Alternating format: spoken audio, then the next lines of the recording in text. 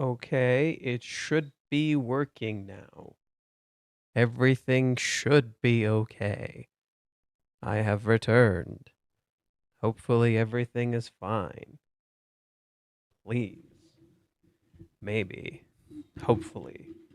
Believe in a dream.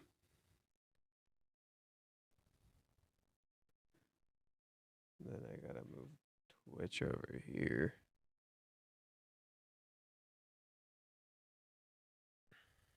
Just so I can actually watch Twitch. Okay, it's working. It's all good. No audio issues. Thank God. Okay. Whew. Alrighty. So, first things first. I'm gonna go to my profile. There's something that came to the back of my mind as I was making the thumbnail for this video that I kind of want to talk about. Happy.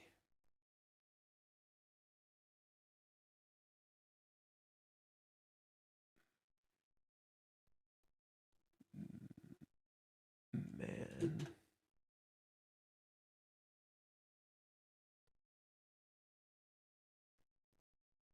I think this is it.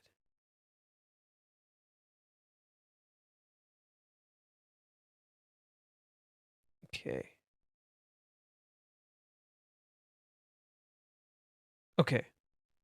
I wrote this a while back around the Umi chapters, and I think they may very well be relevant to where we are right now. Also, sorry for the late stream.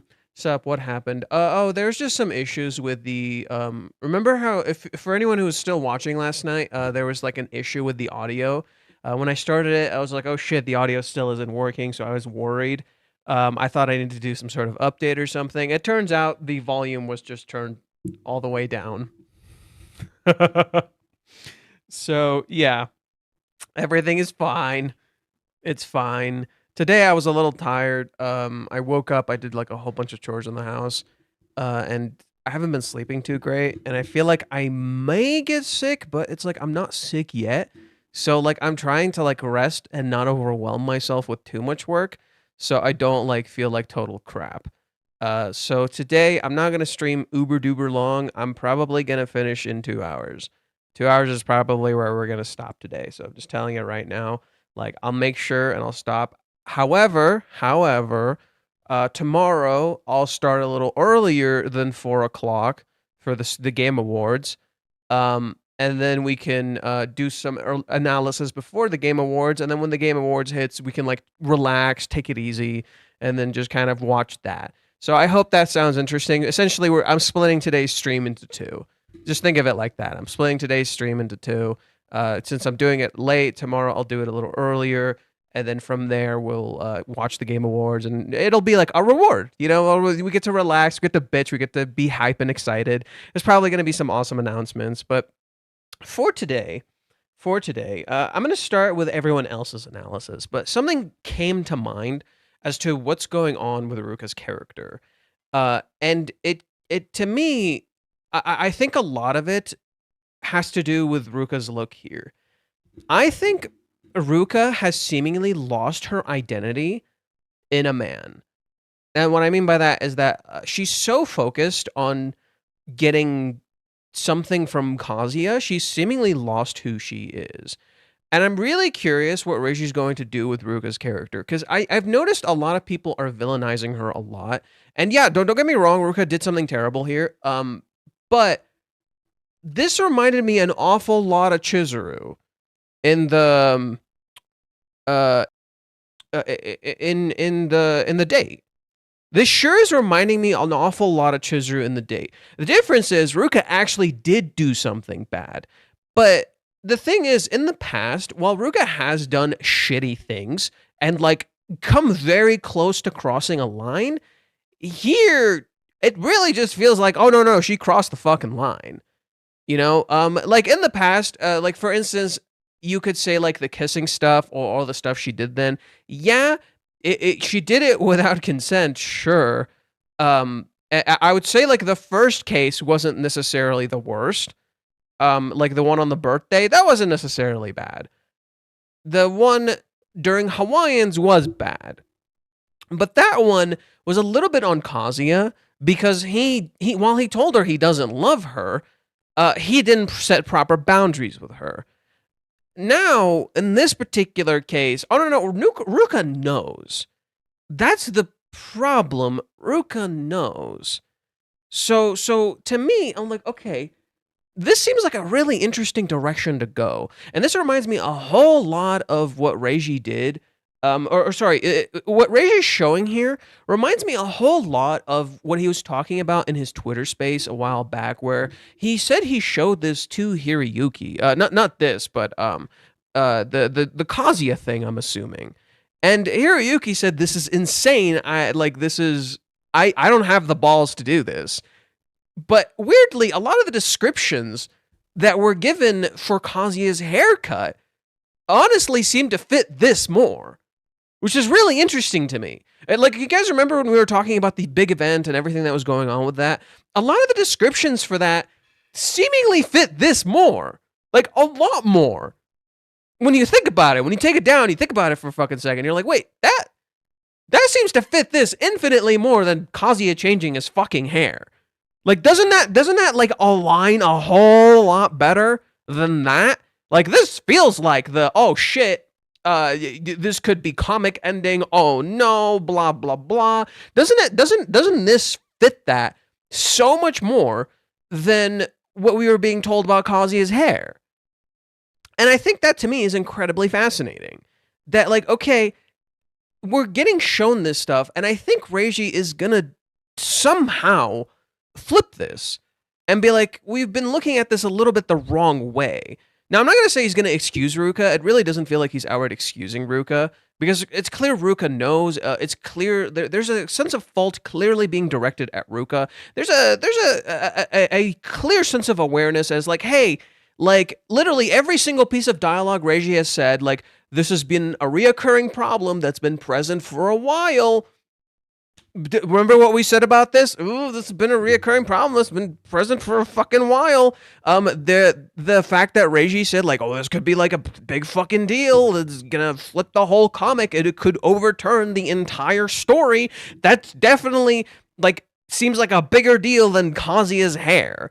And, like, yeah, Kazuya's hair is kind of a big deal, but not quite like this. Now, what's interesting about this is I get the feeling we're maybe not getting the full picture. And I'm really curious what Reiji is going to do with this. I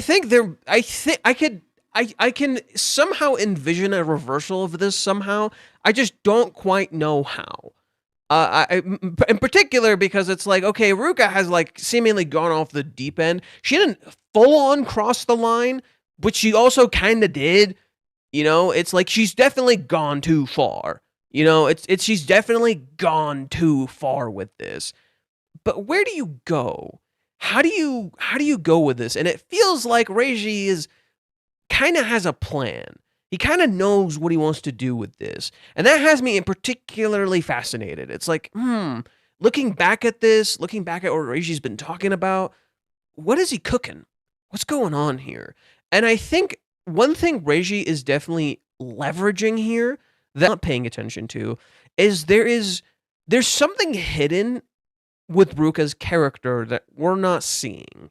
There's something in plain sight that we're not seeing. And some pieces of dialogue, the way she looks here, kind of give me that inclination. In particular, it was, where was it? When, what does Kazuya say? He says something here.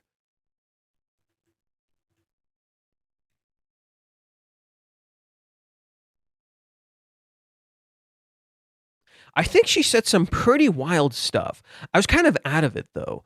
Second, as in, like, a mistress? Did she mean that she'd be okay with that? That's weird. Okay. Besides, I think that she suspected something was going on between me and Mizuhara. I'm pretty sure. Then what? Was she pretending not to know anything the whole time? When we were on dates and even when we weren't, it must have shown in the way I was acting, like on my face. Right? Something is not right. Right? It's dialogue like this that tells me, wait, something isn't right. Why is Ruka acting like this? And And again, a lot of people have said, like, some people will say it's not. Oh, wait, what? No, it's not. No, it's not muted. It is not muted. Don't fucking do that. I'm good. Fucking hell, you scared me. Scared the shit out of me. No. No. And then, it's stuff like that that gives me, like, the inclination. Wait, something's weird. And then some people, who are actually analyzing the manga, said this felt a little out of character for Ruka. And then if you think about it a little bit, if you go to like retrace the paths a little bit, suddenly you'll be like, wait, Kazuya has also been doing things a little bit that are out of character. Chizuru is also seemingly doing things that are a little bit kind of out of character. It's out of character for her to not take responsibility when it comes to Kazuya like that. Isn't that weird, right? And then Mami has been acting out of character. She hasn't like done her usual manipulative smile shit. I'm good, right? Everyone can hear me, right? Bulver says he can't hear me. Everyone else can hear me, right? Because it looks fine on my end. My end looks perfectly fine. I need to know. Nah, I can hear. Okay. Sorry, Bulver. It sounds like a you thing. Maybe rewind the stream or something. I don't fucking know. Okay. So, this stuff is giving me like, okay, something is weird. Something is really not adding up. And I think Reiji is like leveraging that. He's like, okay, something is weird. We're supposed to like look at this in a weird way, or sorry, we're supposed to be misled and be like, Ruka's the worst thing ever, all that stuff. Something isn't right, and I'm just kind of getting that feeling like this doesn't feel right. And I feel like within like a few chapters, like maybe like by chapter 410 or something, something's gonna click and we're like, okay, it kind of makes some sense. I see what Reiji is doing. It makes sense considering this story. And I remember Reiji also said this when we were reading those notes that he wrote for us, that that like within like a few chapters, it should make some sense. Like what's going on should start to make some sense. I think this is relevant to that. I think what we're experiencing right now is quite relevant to that.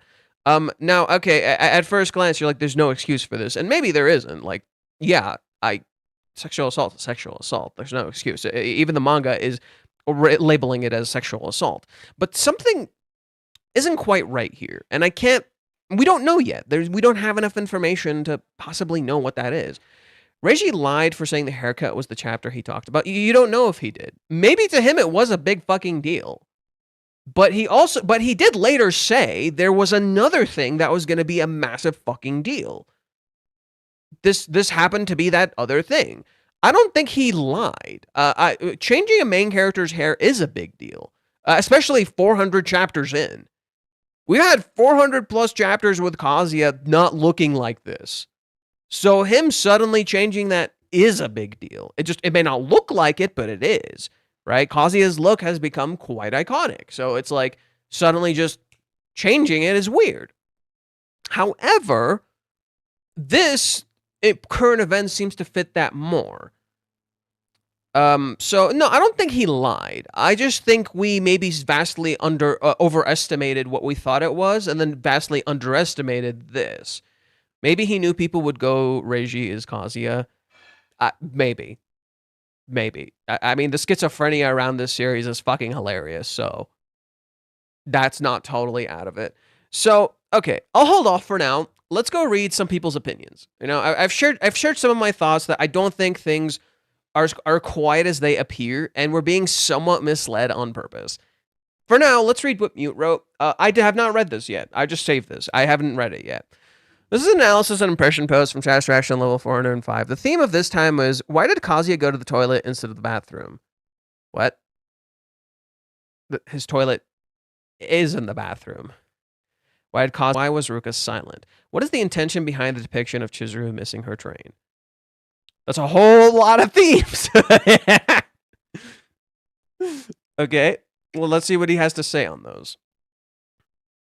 The cover illustration is Kazuya's family convenience store. The convenience store is a part of everyday scenery, and what is happening to Kazuya now is out of the ordinary. This contrast expresses and emphasizes Kazuya's sense of tension. Okay, we said the same thing. And Kazuya has had his room taken away, making him a lonely figure with no place in his family home. Okay, cool. This incident with Ruka also suggests that Kazuya may resolve things on his own.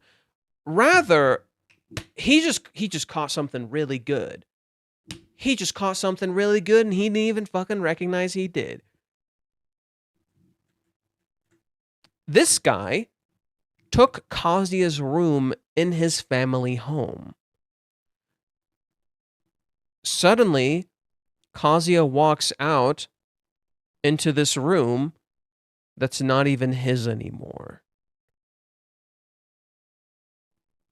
The cover suddenly makes a little bit more sense, right? This is the guy who's seemingly protecting Kazuya's home. He's the transfer student. He's not the main person of the house. He's watching over while Kazuya is gone. In contrast, Chizuru is not here and Ruka is. And this is no longer Kazuya's home. Ruka is in his home. And Ruka does not leave. She waits for him to come back as if this is her house. Huh.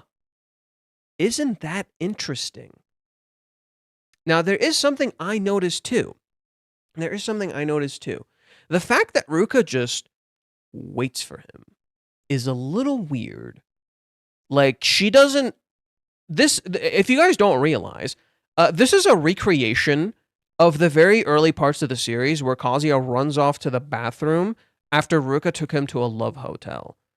Right after this, right after Kazuya comes out of the love hotel bathroom, Ruka's gone. Here, Ruka theoretically should expect something to happen. Like, he might end this, he might calm down. But what does Ruka do? She doesn't follow him into the bathroom. She doesn't push him anymore. Instead, when Kazuya comes out, she opens the curtains, she puts on a shirt, and she just stands where she was before and waits. That's it. It's almost like she knows she's in complete control. Or she knows what's inevitably coming. She's ready to be dumped now. I don't know.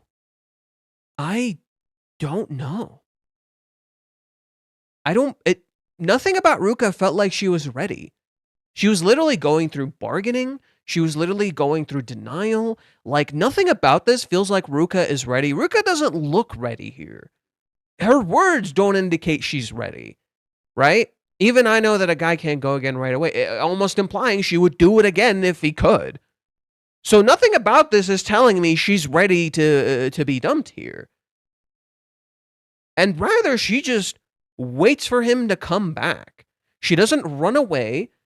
She doesn't make excuses. She just waits. It's almost like Ruka knows what she did and is kind of just like, yep, I know. It's like she's aware of the consequences of her actions and she's not running away. I think that's what's fascinating. Ruka is not running away.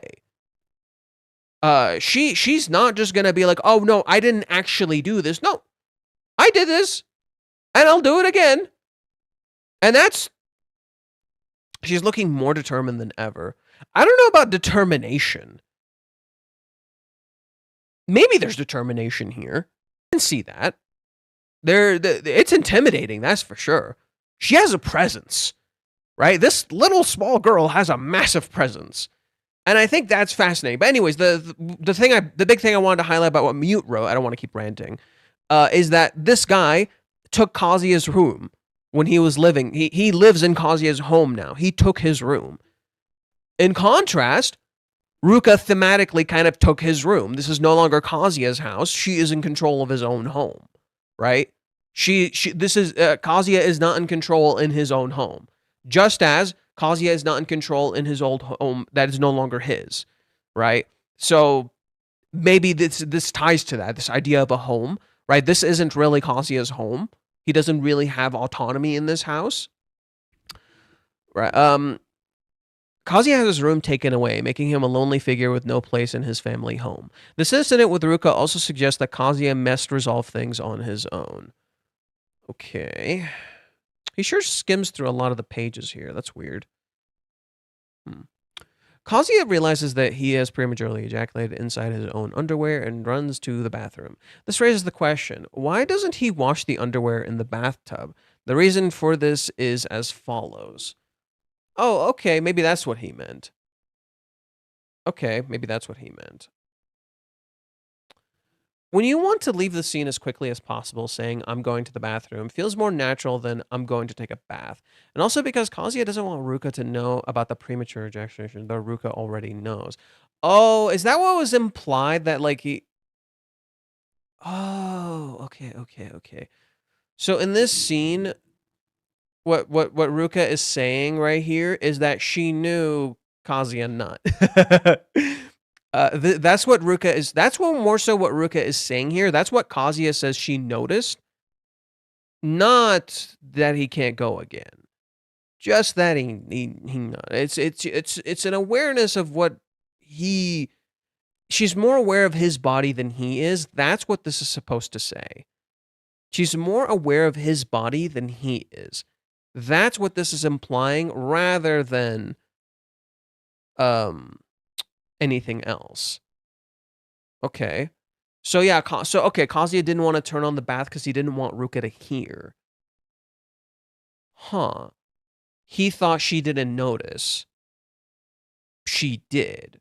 So Kazuya was trying to hide something, and she just knew from the start. She knew right away. Also because Kazuya doesn't want Ruka to know about the procedure, even though Ruka already knows. The bathroom has no worry of someone else entering. Kazuya feared that in the bathroom, Ruka might see him. Is his bath and his toilet separate? Huh. Rather than having Kazuya wash his underwear, the author wanted to emphasize Kazuya's panic and pathetic appearance by choosing the action of wiping with toilet paper for the time being. These are possibilities that can be considered.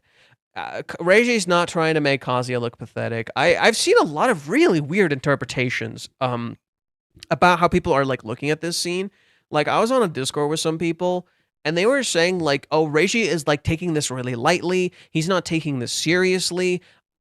And like, you guys remember last stream? I'm like, no. He's clearly taking this very seriously. Every time like there's a comedic element, every time something is weird, it's not that. She did notice there was the record speed recession stage. I guess. Well, Kazuya was out of it, so he didn't know. But no, to me, this isn't Reiji trying to make Kazuya look pathetic. I've heard this a little too many times. This isn't Reiji trying to make Kazuya look pathetic.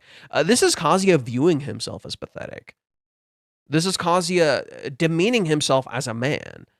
This is Kazuya like thinking he's not a man because he's weak, and every time you get a certain element, it plays directly into that. So, for instance, when we start, he says, I really screwed up. You see him scrubbing as if he's trying to get this thing out like it's blood, like it's a blood stain. Then when you continue, he feels like he lost this like really important thing, this goal that he built for himself. He feels like he lost that. Then he says, this is ridiculous. I feel like the guilt I have towards Mizuhara is going to kill me. He imagines Chizuru, and he imagines what she would say, and of course it's exaggerated, but it feels silly at first, but every single piece of dialogue she says, right, it plays directly into his own fears. This isn't really Chizuru, but rather his own fears, and the comedy works because it doesn't work. That's what makes it effective. The comedy works because it doesn't work. It has no place here. So this works because it's like, oh, Chizuru's either upset at him or disgusted by him, which is literally what he feels towards himself. And then he says, I'm sorry. Look, listen, notice how like the comedic panel is immediately followed by like intense guilt and shame, right? This comedic panel is followed immediately by intense guilt and shame. Then he imagines Ruka being his mistress and how tempting it is. And again, guilt. And then just, it keeps piling on and he feels like disgust in himself, right? I'm so shit. This is what I hate. This is exactly what I hate. Every single panel you're presented that is comedic in any way, shape, or form is followed by immediate disgust, guilt, shame, or hatred. It's a consistent pattern.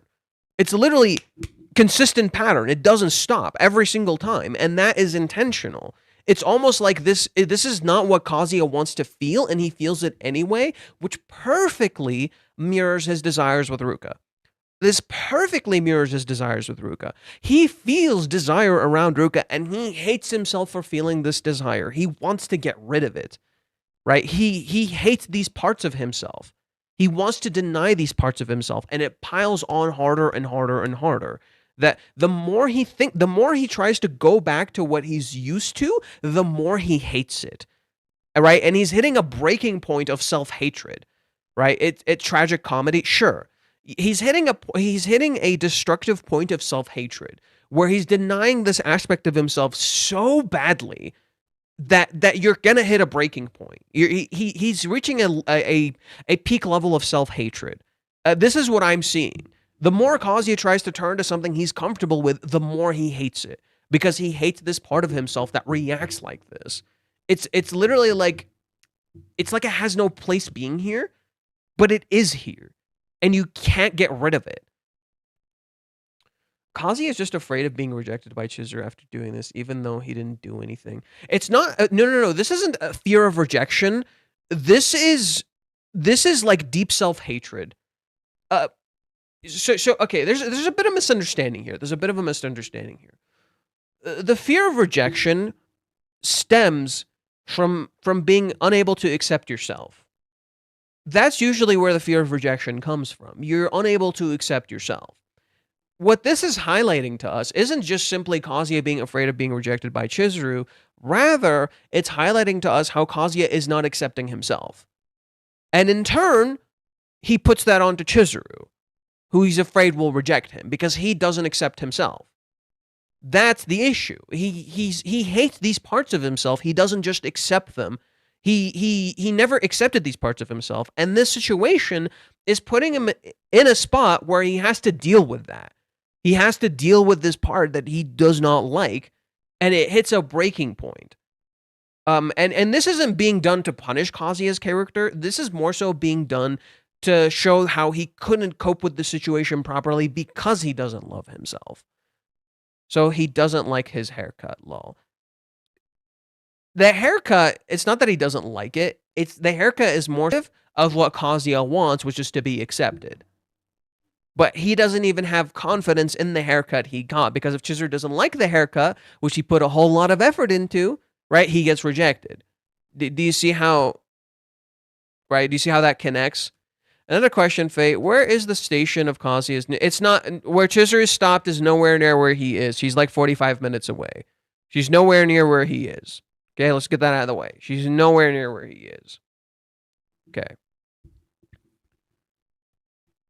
Going with my mute rope.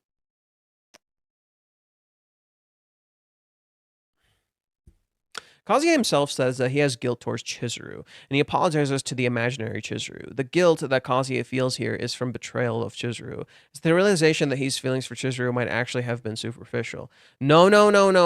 He's reading this really surface level. His feelings for Chizuru are not superficial. They're not. No, Jesus Christ. Wow, people really do not know how to interact with sexual assault. People really don't know how to interact with sexual assault. Like, he's reading this so straight. He's reading this so incredibly straight. Is he saying Kazuya might think that? That's not how I read it. That's not how I read it.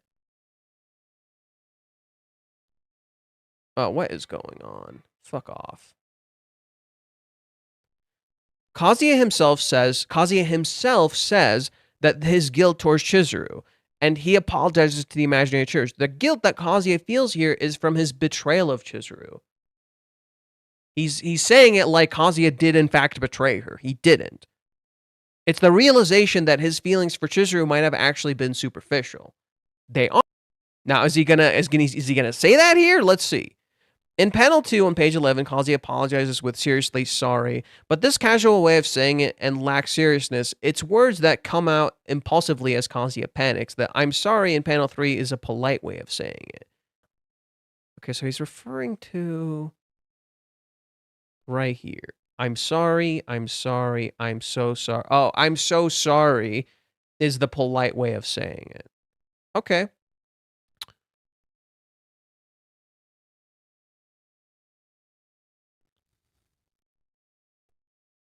For Kazuya, Chizuru is the ideal woman with an object of respect.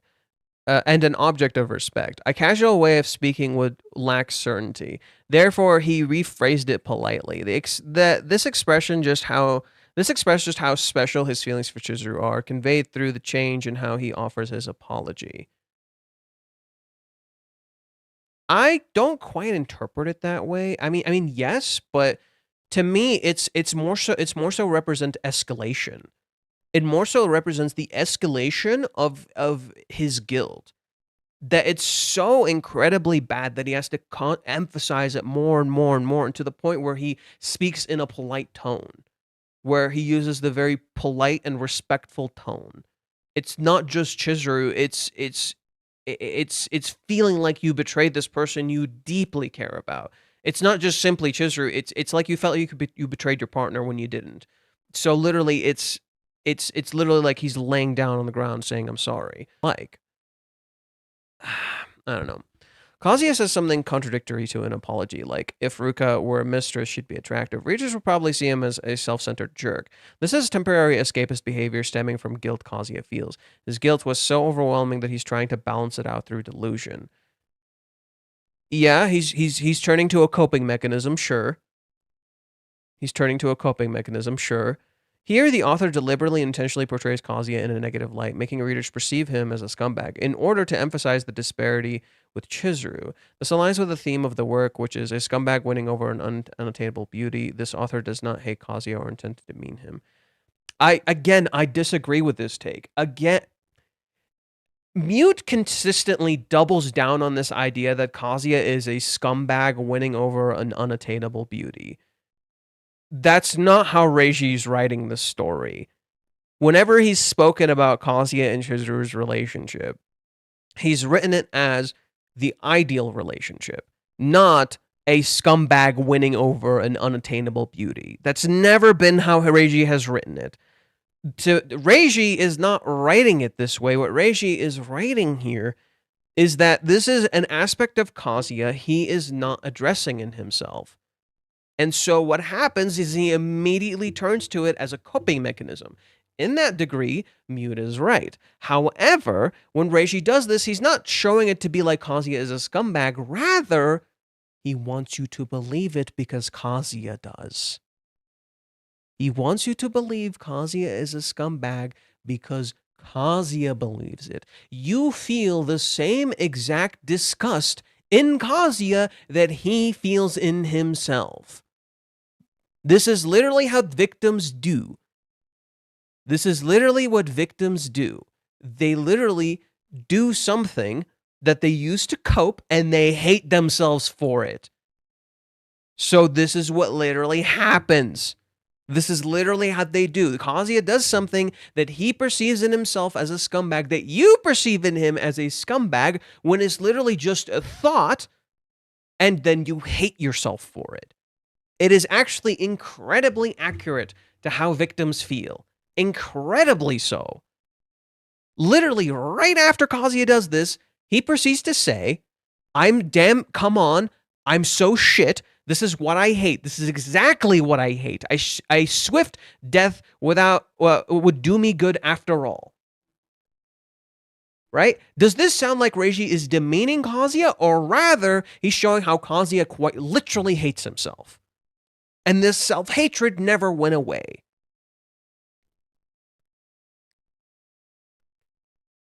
I don't think Mute hates Kazuya. Don't get me wrong. I don't think Mute hates Kazuya. I just think a lot of people don't know how to read these scenes, right? I don't think people know how to read these scenes. I don't think people know how to understand and perceive these scenes in ways that they can understand the intent behind the author, because I've read a lot of other comments where I've seen people just be like, okay, Reiji is demeaning assault. He's not taking it seriously. Then you'll have people say, something like what Mute said, but on a negative spectrum. Oh, Reiji is showing how shitty Kazuya is. Or you'll take what Mute said, where what Mute is saying essentially ends up between the two. What Mute is saying ends up between the two, but the thing is, both are wrong. So if you can't, two rights don't make a wrong. Two wrongs don't make a right. That's the issue. He's literally taking two wrong opinions, putting them together and saying this must be the right one, when in reality both are in the wrong fucking place. Both are literally in the wrong fucking place and completely missing the fucking point. In reality, what Reiji is depicting, or I've already explained it, I think what Mute is doing wrong, in my opinion, is that Mute is looking at this from the perspective that Kazuya is depicted as a scumbag, when Reiji has not depicted Kazuya as plainly a scumbag. That's not Kazuya's character. He's not been depicted solely as a scumbag. He does scummy things. He does bad things. He's not a scumbag. Okay? Now, Reiji has referred to Kazuya, or views Kazuya, in a way that, like, the trashy part of myself, the part of myself who doesn't value himself. But that's just the initial basis for Kazuya. Kazuya literally views himself like trash. He looks at himself this way, right? This is the Reiji literally said Kazuya is the aspect of me that is trash because I view myself this way. I see no value in myself. I'm literally garbage. That's how Kazuya perceives himself, and that's how Reiji goes about depicting him. Because Kazuya doesn't value himself, he cannot see the value in the things that he does for other people. That's the problem, and in so doing, you can't see it because you're blinded by how Kazuya is depicted to you. Ruka has a vague inkling of the relationship between Chizuru and Kazuya, yet she hid the knowledge while interacting with Kazuya. Ruka's statement of being second is fine stems from this. In contrast to Ruka's unwavering devotion, Kazuya's feelings towards Chizuru lead to self-doubt, which transforms into self-directed anger expressed as, like hell, that's okay. Okay. Yeah, Kazuya does feel like a sort of anger towards himself. Right? I was right. I did say Kazuya would feel anger. We would see a different side of him, but not quite like this. Ruka was silently staring at Kazuya because of a mix of emotions. Shame, nervousness, and various others, while were swirling within her, and she was waiting to see what Kazuya would say. That's the thing. This is projection. I actually disagree with this. This is projection. We don't know what Ruka's thinking. We don't know if Ruka feels shame or nervousness or other things. You have no idea what's going through Ruka's head. You literally don't know what's going through Ruka's head. Nothing about this screams nervousness or shame or regret or anything. Like, she feels completely in control. None of that gives me the impression of nervousness or shame or any of that. That's not how I read this. Like, Ruka is meant to look intimidating here. She's meant to look under control here.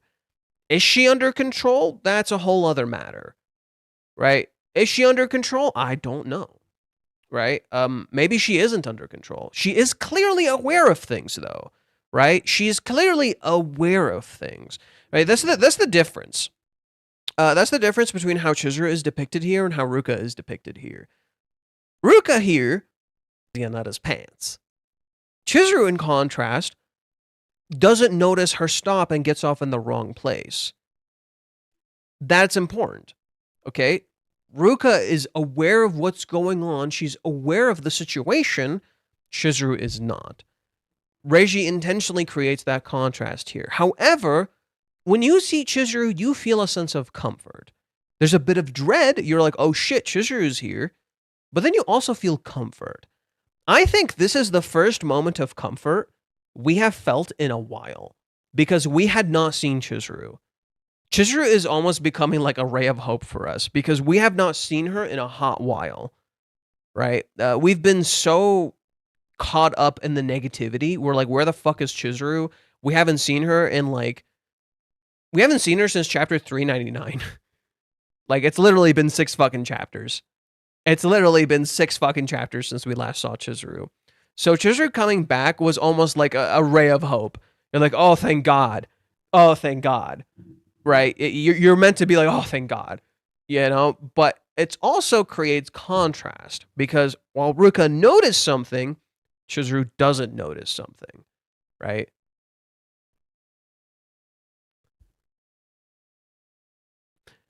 Ruka's anxiety about being scolded by Kazuya had turned into a sense of relief that she wasn't rejected. But there's also a feeling of disappointment towards Kazuya for only saying the most obvious things.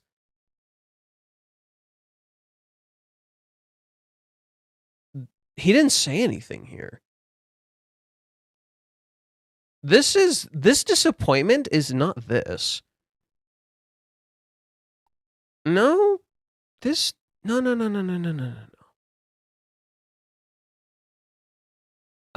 No. Mute is not rating this well. Look, the simple truth is, we don't know what the fuck is going on.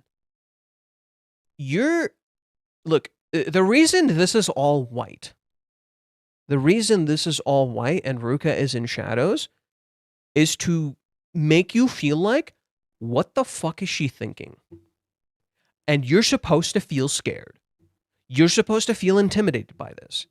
The whole point is you're meant to feel intimidated by this. You don't know what she's thinking. You don't know what's going through her head. This is exactly what it feels like when you confront someone who just like assaulted you or something. You don't know how they're going to react. You don't know what they're going to do. You don't know what they're thinking.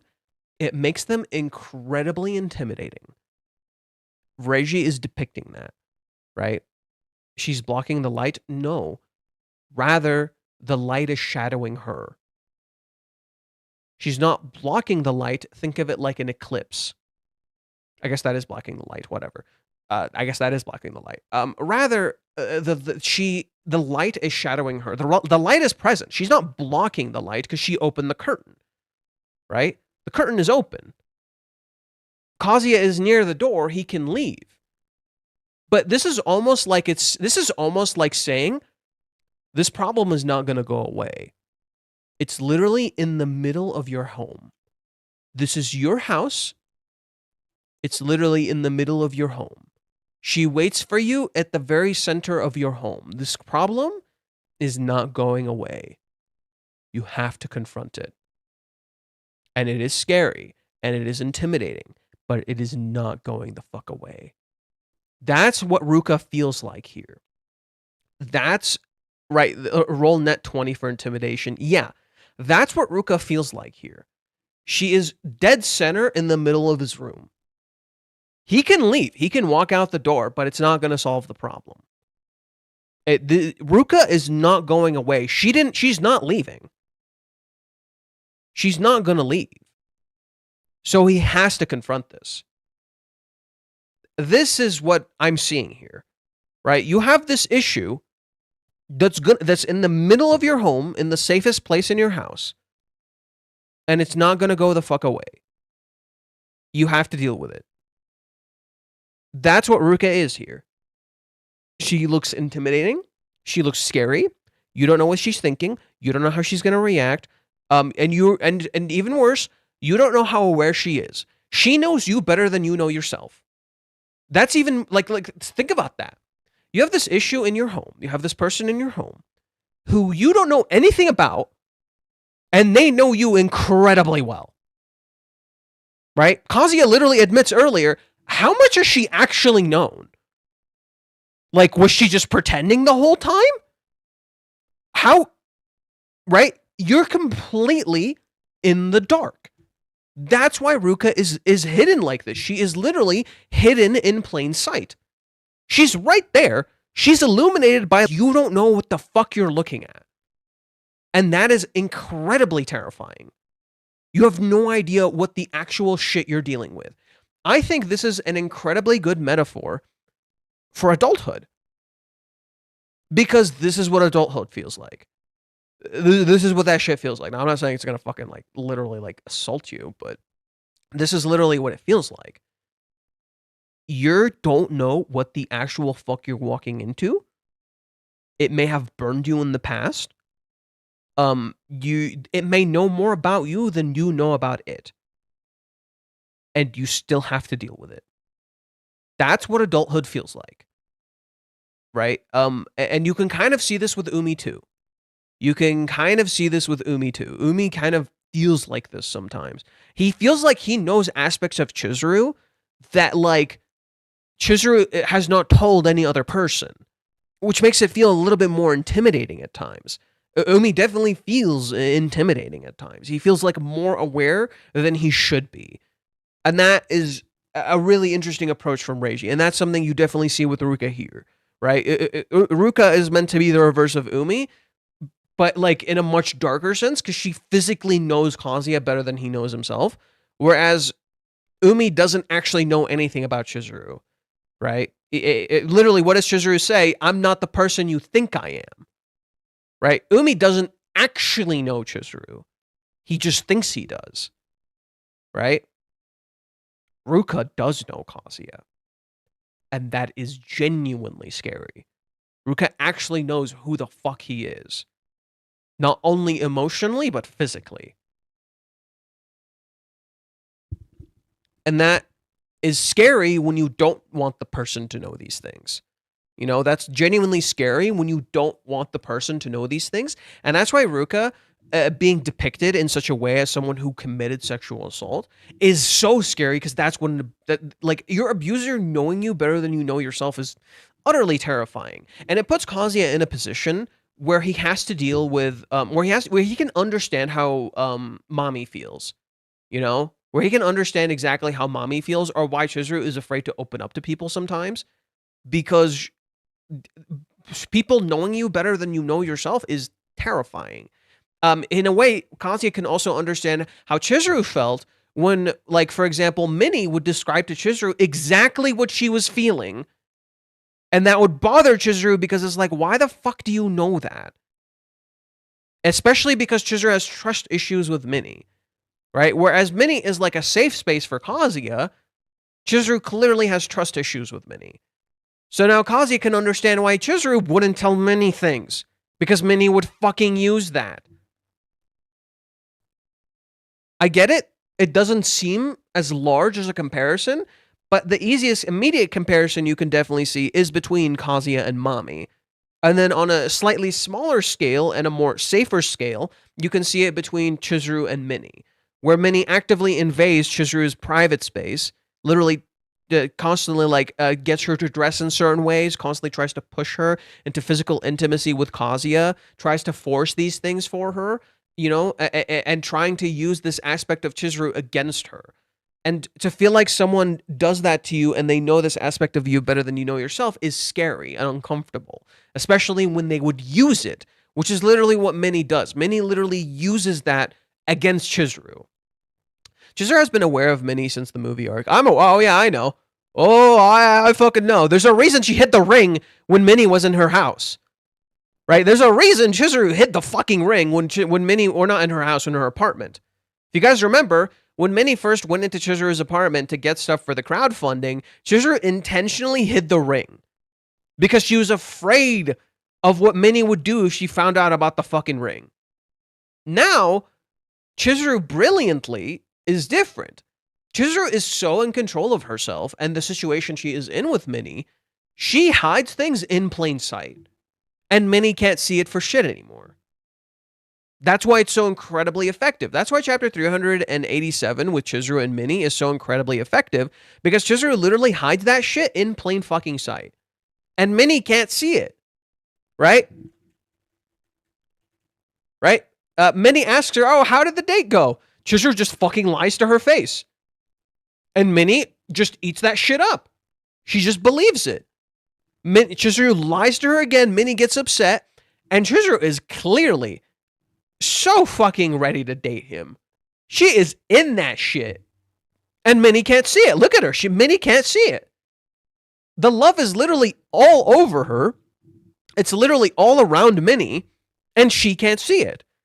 Chizuru has gotten a lot better at hiding the things she really cares about, from Minnie and being in control of the situation, not letting Minnie control her.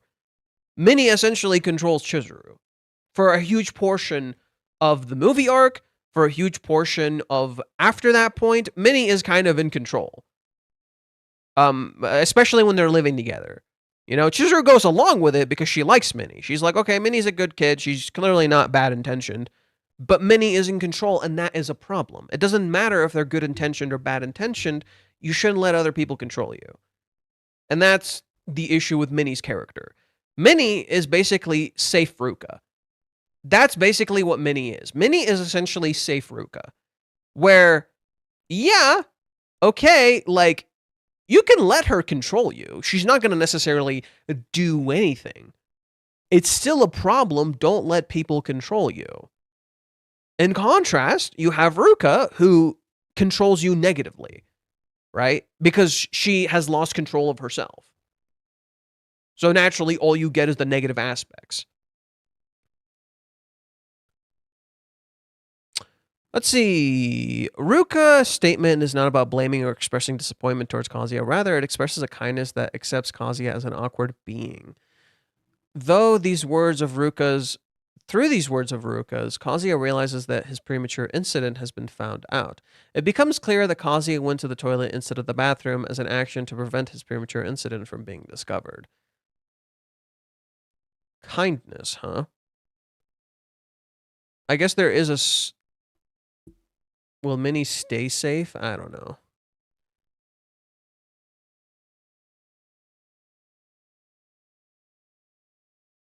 I guess you could interpret this as kindness. You know, she knows he can't go again. So she got dressed out of respect for him, if you will, but not fully dressed, just semi-dressed. Which is oddly fitting for Ruka's character, because Ruka is literally kind of trapped in the middle. She can't fully go forward, she can't fully go back, so naturally it's the same with her clothing. She's not fully dressed, she's semi-dressed. She only wore just a little bit. She didn't leave, she stayed. Ruka literally can't leave, but she can't be with him. So all she can do is stay.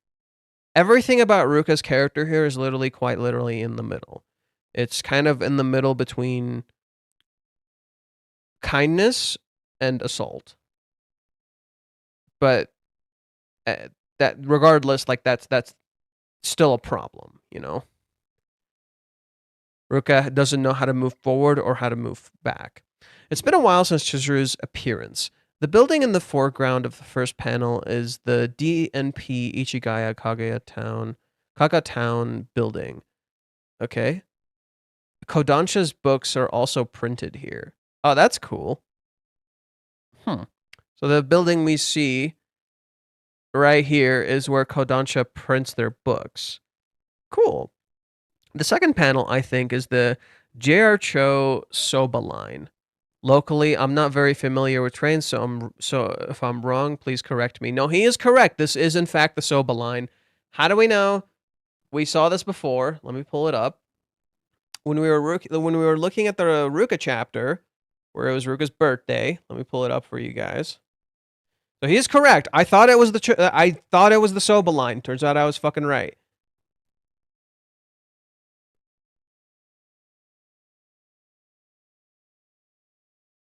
So when Ruka asks Kazuya, which line would you take, the Yamanote line or the Cho line? Kazuya says the Cho line, which is the red one. It's the fastest line. Yamanote line is this circle. Chizuru, in contrast, takes the Soba line, which is the only one that stops at Ichigaya. So let's see. Yamanote and Cho are both rail lines in Japan with different designs. The Yamanote line circles Tokyo, hitting many metropolitan centers. The Cho line, on the other hand, offers a straight shot from Tokyo to Shinjuku, whereas the Soba line, which is the line Chizuru is riding, goes through all of the stops. Each individual ones, it cuts straight through the middle. So whereas Kazuya is speeding through and Ruka is circling around, Chizuru takes her time through, and her time intersects with Kazuya's, and it also intersects with Ruka's. So I do think that's interesting that Chizuru intersects with Ruka and with Kazuya. Yeah, I'm pretty sure Chizuru writing that line is meant to be a nod to that chapter. Chizuru missed her train. For the benefit of the foreign readers, I'll explain up front the Ichigai and the Kosagacho area in Nirama Ward where Kazuya lives are 10 kilometers apart in a straight line and takes 30 to 40 minutes by train. So Chizuru and Kazuya would never run into each other by chance. There you go. Mute said it. There you go. Mute fucking said it. They're not going to fucking run into each other. Right? We already thought this, but I'm glad he spelled it the fuck out. So, where was Chizuru planning to get off? This is purely speculation, but if she was planning to return to her family home, it would be reasonable to think she would transfer to Shinjuku to the Sobiya Shinjuku line and get off at the Numbakura station. If Chizuru had intended to get off at Shinjuku, that would mean she rode past her stop by 5 stations all the way to Ichigaya. Oh, damn. So, let's pull up the thing I was showing you guys earlier. So if Chizuru had planned to get off, she would have had to get off here. And she went all the way here. Yeah, so she missed like 5 fucking stops. Girl was out of it. Unless she was planning to get off like somewhere else around here. Like maybe she was planning to get off at like Yotsuya or something. Maybe she had something to do in these stops. But, you know, Ichigaya, Shinjuku, they don't even sound the same.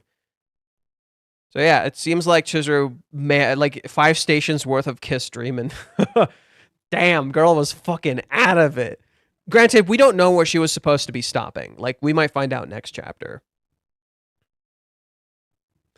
I think missing the stop by 5 stations is a bit too much, but perhaps there's an expression of how Chizuru was so lost in thought about Kazuya that she spaced out that badly. So it's a speculation which station she intended to get off at. Let's not nitpick and just let it slide lightly. Yeah, we'll find out later.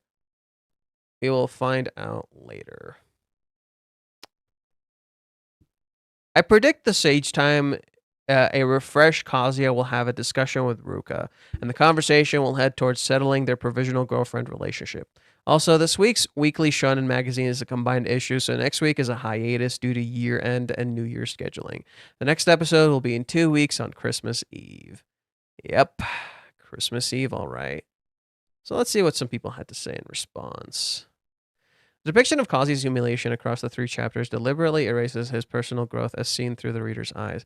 I strongly hope this story development ends quickly. Reading about Kazuya's character being denied over and over is unpleasant. Feels like you're missing the point, but whatever, man. It's so weird how people can't, like, quite read the story, like, for intended meaning. You know, they're just looking at what they're being given, not really like trying to engage with it honestly, or maybe not honest. Maybe they don't know how to, or maybe they don't know the intent. I think okay. This is just my take. This is just purely my take. I think the issue I see a lot these days with modern interpretation of media is how people look at things in a very, very linear way. It's like, okay, stories can only be A through D, not A through fucking Z or A through 1 billion, you know? There's so many ways to interpret stories, and I think because of how people interact with stories these days, and how stories are presented to us these days as well. I think a lot of people have just gone so used to interacting with media in a very normal way. Or maybe not normal is the right word. Maybe in a linear or binary way. It's either good or bad or amazing or something like that. You know, rarely do we get into the nitty-gritty of what's going on within the narrative and what the intended meaning is. And I think so many people just kind of don't want that. They almost want like what is it? Just get to the good shit. You know, it's that kind of stuff. Just get to the good shit. That kind of thing, you know. And I think that's kind of the issue I maybe see with this. I think I feel like it's more layered. Like, you know, when we read that earlier comment, like, oh yeah, this is unpleasant. We're only getting Kazuya's losing his character, and I'm like, have you been paying attention to Kazuya at all? he clearly has not been himself for a while. He's clearly not known who he is, like, the entire cohabitation. For, like, the entire time has been speaking to fucking AI. You've been getting red flags for a while. Like, why is it suddenly a problem now? Rather, what you're not realizing is this is a culmination of an issue that's been going on for quite a little bit. Like, it didn't just magically fucking happen. It's been happening for a little bit. Oh, someone says something here? Oh my Christ. Could you stop being a fucking... Oh, thank God. Twitter's so garbage. Probably Mizuhara is doing a rental job, I think. The rental partner is a Japanese grandma. That's my guess. Until now, she's probably told Ruka lies, and she'll honestly talk about living together with Yamori and the three of them, and Ichino stays home. Ruka's reaction will be half-crying, pummeling, slap scenario, and I hope it ends here.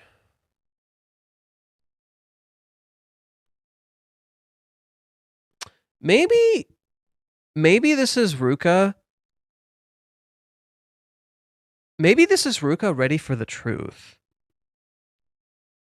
Maybe this is Ruka ready for the truth. I think that could be another way we could look at this image. Ruka has essentially been living a lie. She's felt a lot of isolation. She's lived in a lie for quite a while too. And in this moment, she also quite literally feels alone. I said this in the last stream too. In this moment, you can feel a sense of isolation in this scene. She's literally alone in her own, like, in her literal feelings. She's literally alone in her literal feelings. So here, maybe this is Ruka almost ready to get out of the lie. And I think that's symbolized by the curtain being open. Remember, what do curtains represent? What do curtains represent? Curtains represent you hiding a truth. You're comfortable living behind the curtain. And how does the chapter start? Where have we been when it comes to the curtain? We've only been peeking behind the curtain. We chose to close the curtain. We've only been peeking behind the curtain. So now, where we are here, the curtain is fully opened. This to me, another way to look at this is, okay, I'm ready to see the full truth.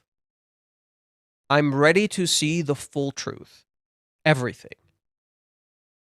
Maybe this is how we can interpret Ruka. She's in the dark too. We're in the dark looking at Ruka, but she is quite literally in the dark too. She's literally isolated in the light.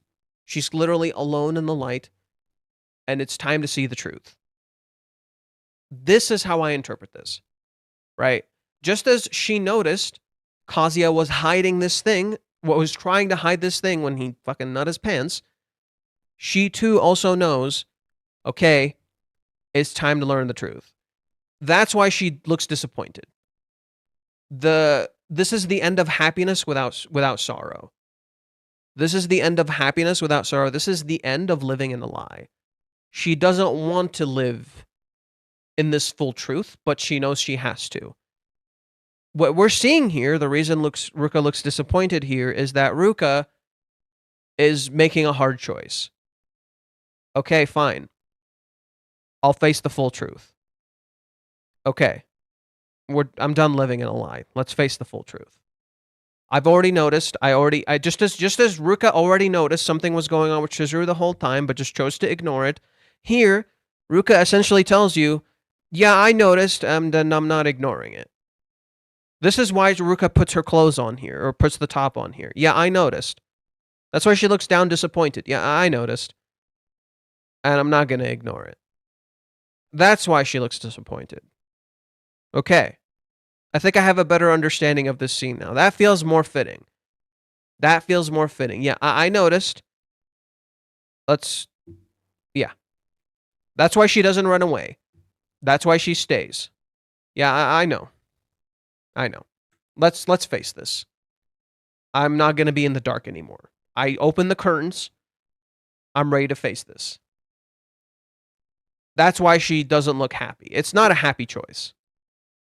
She's not running away. She's choosing to face this. She's choosing to face Kazuya just as Kazuya is choosing to face her. She's quite literally facing the consequences of her actions, the truth of the reality she is living in. No more lies. Let's see the truth for what it is. No more lies. That's what this look means. She is in shadow. You don't know what she's thinking, and she doesn't know the truth. But the curtain is open. The light is there. All that's left is to find out. Okay. She's ready for the ugly truth that none of us are sure of is how will Ruka take the ugly truth. That's the thing. It doesn't matter. She's ready to face the ugly truth. She's admitted to when Ruka says this here, she's admitting to herself, yeah, I noticed. I've always noticed. This is what Ruka is saying here. I've always noticed. I've always known. I'm showing you how much I've known. Yeah, I know I've lived. This is almost Ruka admitting she's been living a lie. This is Ruka almost admitting, yeah, I know I've been living a lie. This is kind of what I feel here. Yeah, I'm aware. I know I've been living a lie this whole time. Okay. Let's face this. Did Kazuya put on boxers back on? No. Will she leave? No, they're going to talk now. They're going to talk now. But this is it's clear. No, why would she leave? I just told you this is the why? How could you come to that conclusion? How did you come to that conclusion? I literally said she's not leaving. She's ready to face the full truth. She's not leaving. Okay, let's read the serious discussions.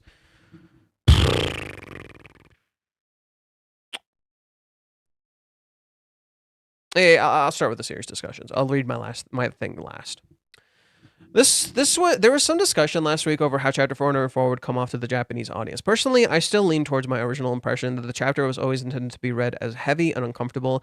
I think Chapter 405 helps corroborate that impression. I'm a just counter you just a little bit here. Sorry to interrupt this read through, but I'm gonna counter this a little bit here. I wrote something on a Discord that I'm just gonna read for you guys just really quick. I don't really completely let's see.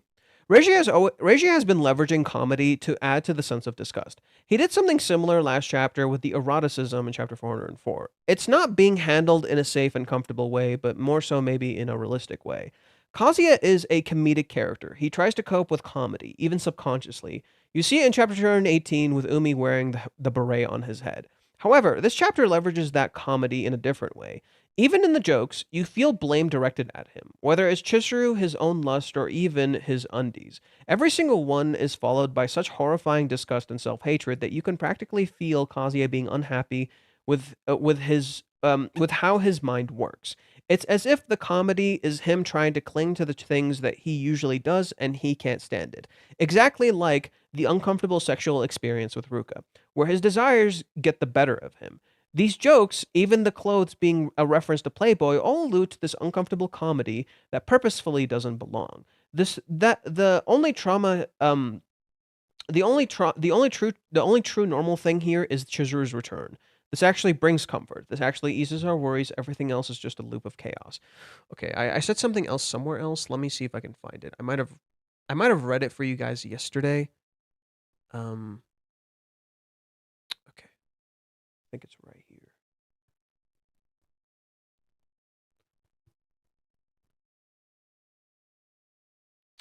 Yeah, so for chapter 404, I wrote about this. Chapter 404 takes something that would otherwise be too dark and makes it almost comical in its eroticism. This both eases some tension to allow readers to read something that might be too dark a little more easily, but also leverages that very fact to challenge our own bias. 404 is secretly all about perception and perspective. This isn't the focus for the chapter, of course. Rather, the chapter frames itself around desire, control, and abuse. But what if what if I asked you? Well, okay, not that. Okay. Challenging people's bias on size, gender, and age, and even who's showing more skin. Let's see. Where's this? Blah blah blah blah blah blah. I really need to organize this.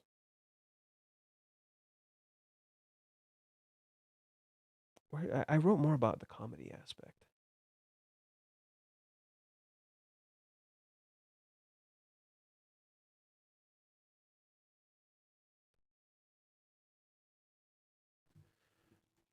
How to...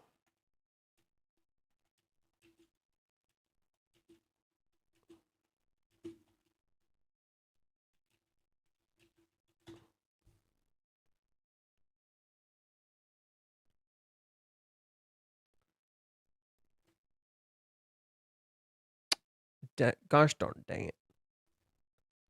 I pressed the wrong thing. Control F. Comical.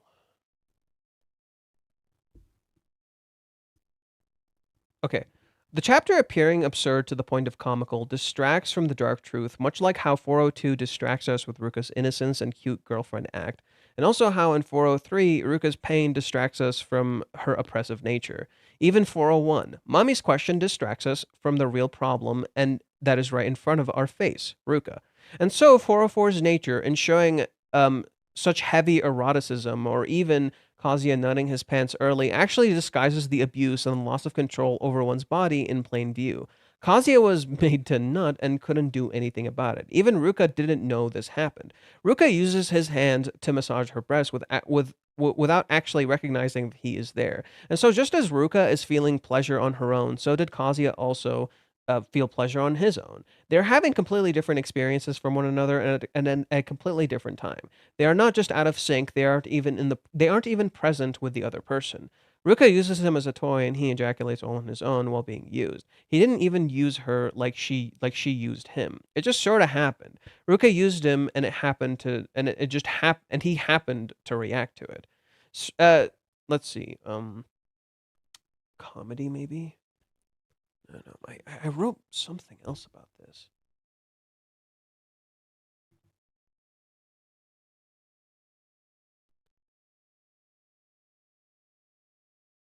I could have sworn I wrote more about this. Funny, maybe? I'll look up funny. Nothing. Joke.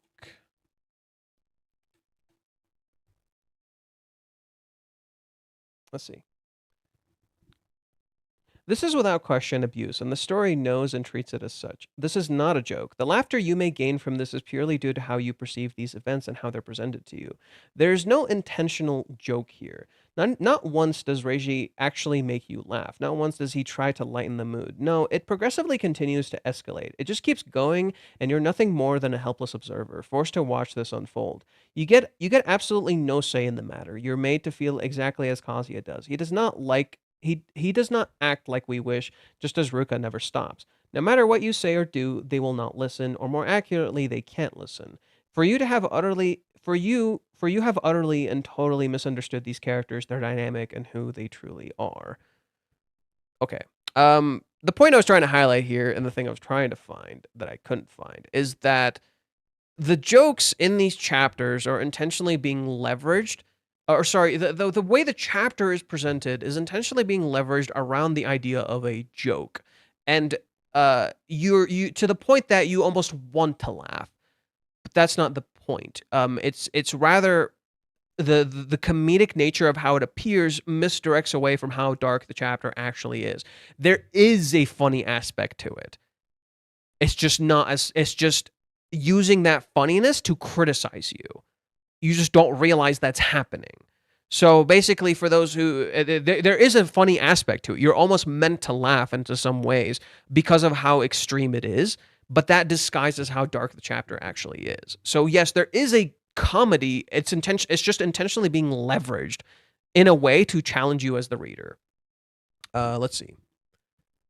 As soon as Kazuya is lucid again, he jumps to his feet and books it to the private room with a door he can lock. And he proceeds to spend half the chapter sitting there, sweating buckets and stewing in self-hatred. His verbal description of the event is Ruka-chan relentlessly forcing herself on me. And while Fishkun does quip about the phrasing, I think the point of the quip is in part to highlight that Kazuya's view of what happened is negative to the point that readers may find it surprising.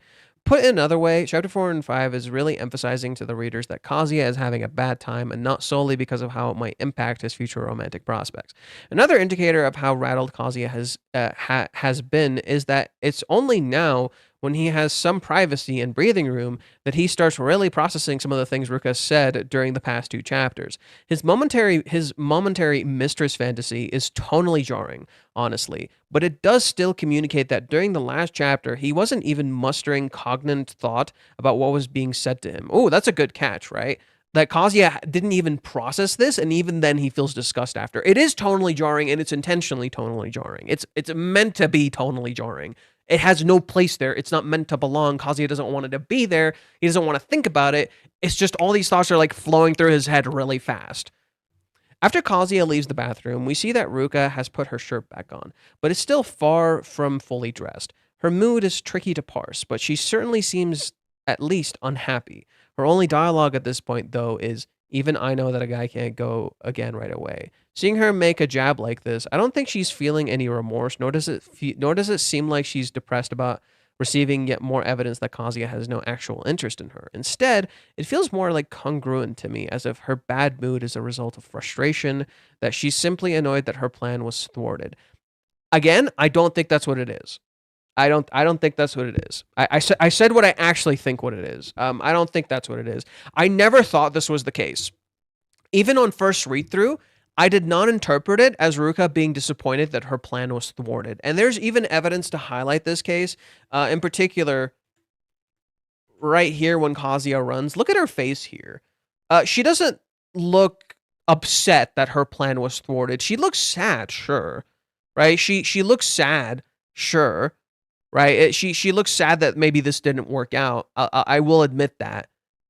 But I don't feel the way she looks here is not the same the way she looks here. I think that this to me is Ruka ready to face the truth, rather than she's upset her plan was thwarted. I think we've villainized Ruka a little too much. I think we're villainizing Ruka a little too much. Maybe relief. Ooh, yeah, we could interpret this right here as relief. Right, just an ease of motion. She finally got to relax. Because Ruka clearly was not truly enjoying this.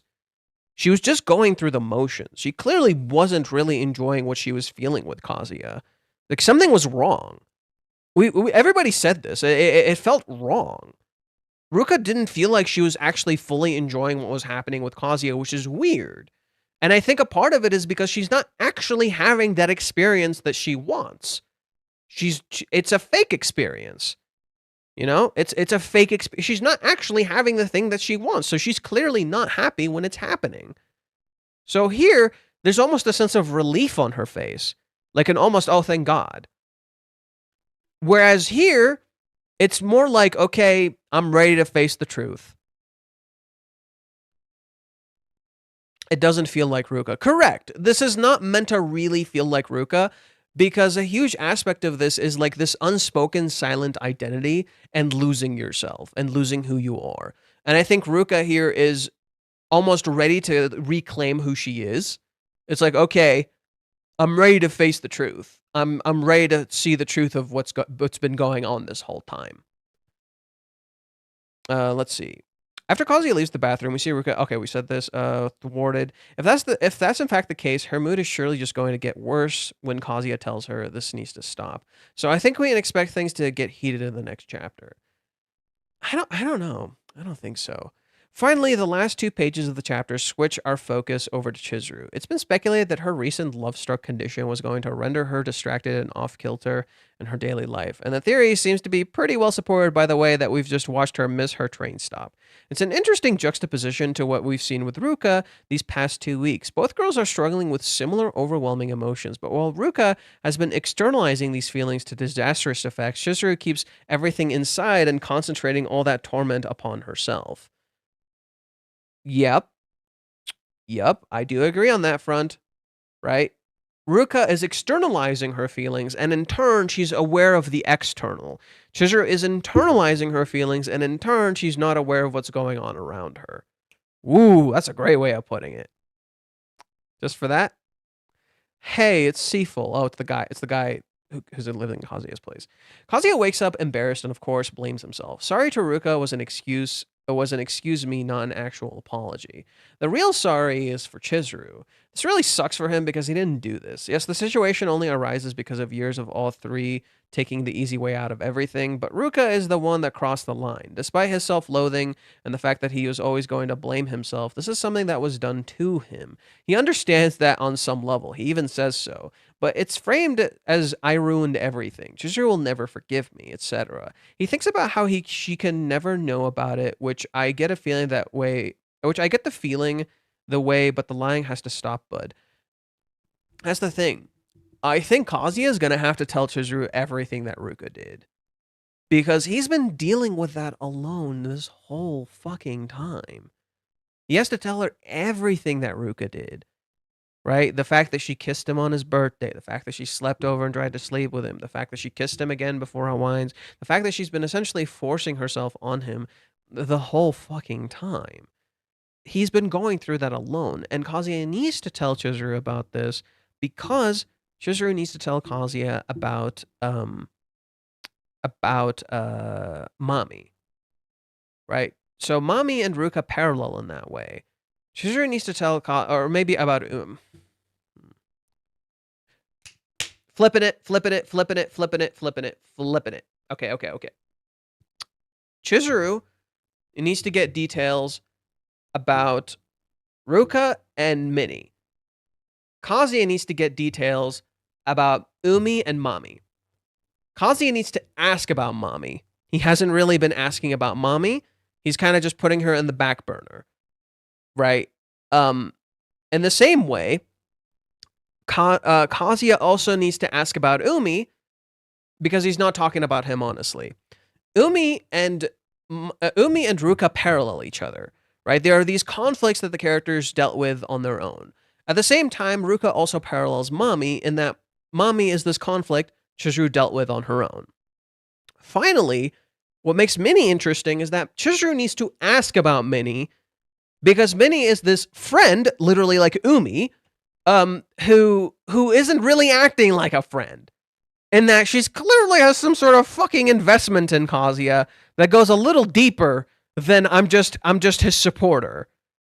And Chizuru needs to ask about Minnie a little bit and highlight that Chizuru feels a bit of insecurity around Minnie, much like how Kazuya feels insecurity around Umi. So I would say it's something like Kazuya's struggle with Ruka parallels Chizuru's struggle with Mami, and Kazuya's weird relationship with Minnie parallels Chizuru's weird relationship with Umi. But each one is inverted. Each one of those is inverted, right? So you have inversions of those where you could say Ruka parallels Umi, and Minnie secretly parallels Mami. Because Umi is the one who's actually romantically interested in Chizuru, seemingly, whereas Ruka is actually dating Kazuya. In contrast, Minnie isn't romantically interested in Kazuya, and yet she's like all up in his business. In that same way, Mami isn't romantically interested in Chizuru, but she's all up in her business. So you see how like these characters like all intersect in various ways and literally parallel the conflicts the characters have, that they gotta fucking talk about this shit. And so, yeah, I agree about that earlier analysis that Chizuru is like internalizing her issues and in turn is not aware of the external, whereas Ruka is externalizing her issues and in turn is not aware of the internal. Let's see. Have faith in Chizuru like you said you do.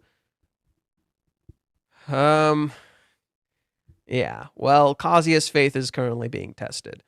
That said, in an arc that depicts a very realistic sexual assault, Kazuya's shame and fear that will cost him the love of his life might be the realest part. Once he calms down a moment, he thinks about the wildest shit that Ruka said, which, yeah, tempting. He hates himself for that thought, too. He can't be her first. He has to stop her even if it ends this completely.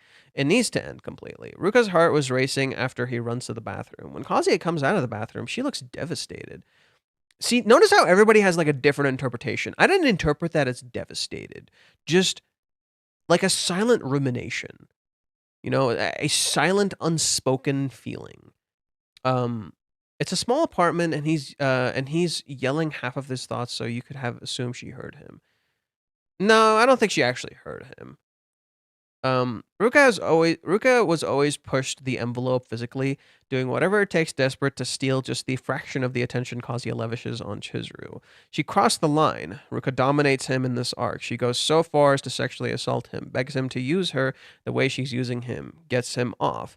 Kazuya's first thought about how this will hurt Chizuru. Obviously, Ruka is the villain here, but that's gotta hurt.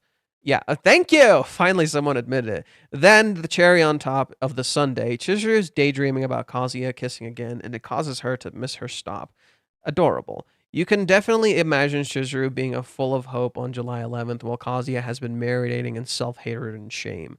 There's plenty of time for him to process things, but as I said before, he might not survive until then. 2 weeks until the next chapter in the conversation. My hope is that Ruka finally gives up. She'll already... Yeah. This is a parallel to chapter 394. There is an intentional parallel being struck. Yes, but it's also not quite the same. It's inverted. It's quite literally reversed.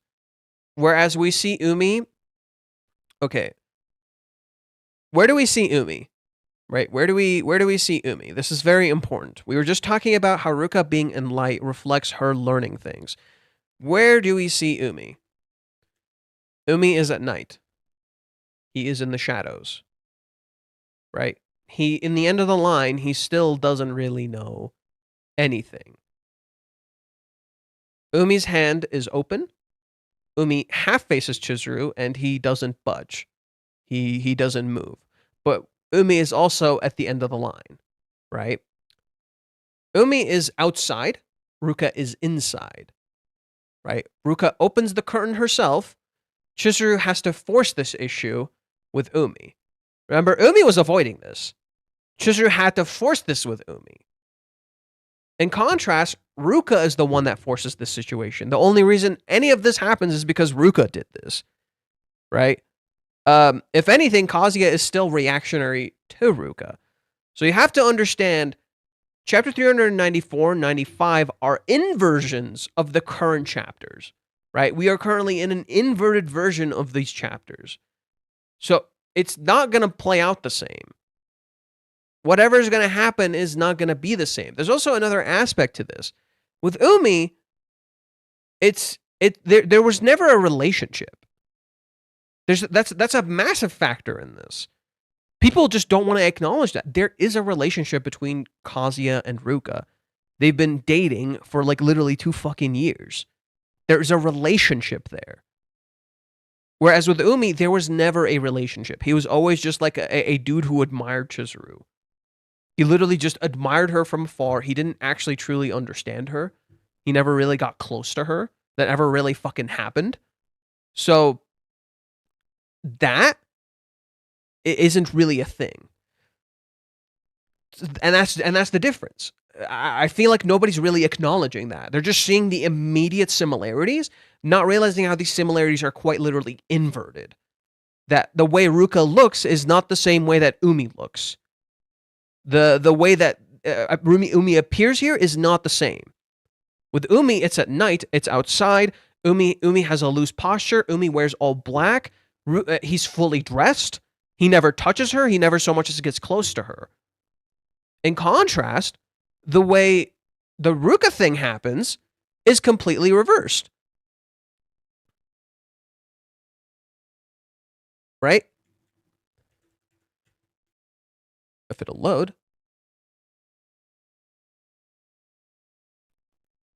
Ruka was waiting for Kazuya in his own home. She's the one who started all of this. She demanded to meet him just as Chizuru demanded to meet Kazuya. Or sorry, just as Chizuru demanded to meet Umi. It's quite literally inverted. It's not the same at all. Right? Mommy talks to Kazuya outside, similar to how Umi talks to Chizuru outside, but Mommy talks to Kazuya in the day, and they're surrounded by buildings. Whereas with Umi, he talks to Chizuru at night, and the buildings are far away, and you can see the sky. And Umi looks like he's at the end of his road. Here, it's the opposite. Ruka herself opened the curtain. Ruka herself is ready to face the truth. Whereas Chizuru was the one facing the truth before, and Chizuru quite literally tells Umi, right here, I want to face that person wholeheartedly. Right? What are we seeing here? Now, Ruka isn't fully facing Kazuya. She doesn't want to do this, but she knows she has to. Hence why she's in Umi's posture. Right? She's not being forced into a choice. Rather, she knows she has to make this choice.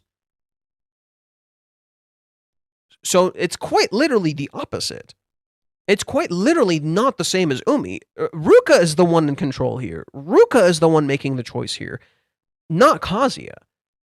Ruka is the one aware of her situation. Umi, in contrast, all we were shown is him denying the situation. All we ever got with Umi is him denying the situation. One of his eyes is literally covered. He's literally not seeing the full picture. And we're also not seeing the full picture. Just as Umi is not seeing the full picture, neither are we seeing the full picture with Umi. This is flipped with Ruka. Her eyes are completely open.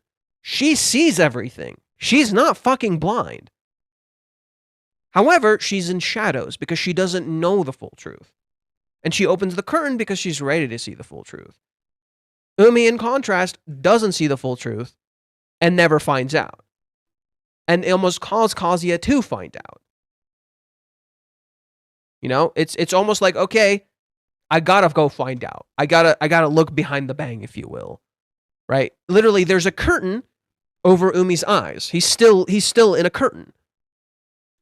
This theme of curtains is quite literally relevant here. It's so thematically relevant here. And notice how when Umi says, I love you to Chizuru, she's in shadows. He does not see her. This mirrors how Kazuya does not see Ruka. And how she herself is blind and hidden in the shadows, literally in the light, and she's hidden.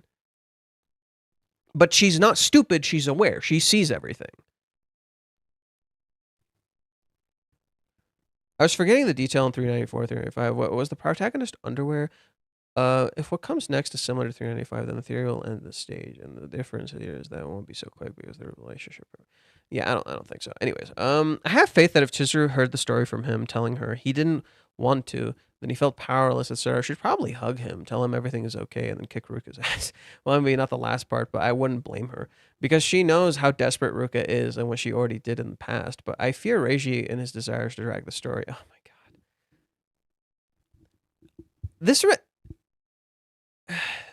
This always makes me so sad. Because they know, right? Reiji can write this shit. And they know deep down he will. But they just don't want to believe it. Because they've been conditioned into this belief that he's dragging the story. Even though if he was dragging the story, you wouldn't be here. Like, motherfuckers, I'm telling you, if he was dragging the story, you would have actually dropped it. I know I've done it a few fucking times. I've read a bunch of stories that I ended up dropping because the author fucking dragged it. I've seen it a few times now. I dropped Nezuko. I dropped Dress Up Darling. I think there's like one more that I ended up dropping and then eventually came back to out of curiosity. Like, I never properly finished Nezuko because it felt like it was fucking dragging its ass. Oh, Fairy Tail. I also dropped Fairy Tail. Like, those stories dragged. And I did end up dropping them because I get fucking bored. I am a judgmental person, okay? I drop shit. And I have dropped those stories. I dropped Dress Up Darling. I got bored. I was just like, there's literally nothing happening. And again, there is still writing there. There's still like goodish writing there. I just didn't fucking give a shit. And it's the same thing with Nezuko. I remember vividly dropping Nezuko because I'm just like, I don't fucking give a shit. But I never ever felt that with this series. Not once. So all I'm asking here is, you know how the author is going to handle this, or you get a feeling of how the author is going to handle this. Stop you letting the fear that he's going to drag it dictate how you feel, because clearly he's not. I'm gonna move on. I'm gonna get upset for nothing. Seriously, this run of chapters is so interesting. I used to get bored every time Ruka showed up, and now I have to say I'm pleasantly surprised by how her character is being handled, though not by the situation itself. This one confirms that the author knows what he's depicting. He's fully aware that this is assault. Everything is there. The guilt, the feeling of being dirty. Look at how Kazuya frantically scrubs his underwear as if he had been contaminated. You see this kind of behavior in some victims who, for example, spend more time in the shower to purify themselves. The author did a really good job addressing such a taboo subject. Page 15 through 16, here's how I interpret it. I think we're seeing Ruka from Kazuya's POV. Influenced by his perception of her. First, from a distance, Ruka looks like a young teenager, and then the close-up where we see adult Ruka looking threatening. For me, this represents the end of the illusion. In Kazuya's eyes, Ruka has now fully stepped into the adult world. Ooh, see, he's literally reading what I wrote, but inverted. He's literally reading what I wrote, but in reverse, like flipped over, right? Whereas I looked at it as this is Ruka entering the adult world, it's now Kazuya seeing Ruka as an adult, right? It's flipped. And she represents a threat to him, both to his autonomy and to his relationship with Chizuru. I wrote this too. Let me find it.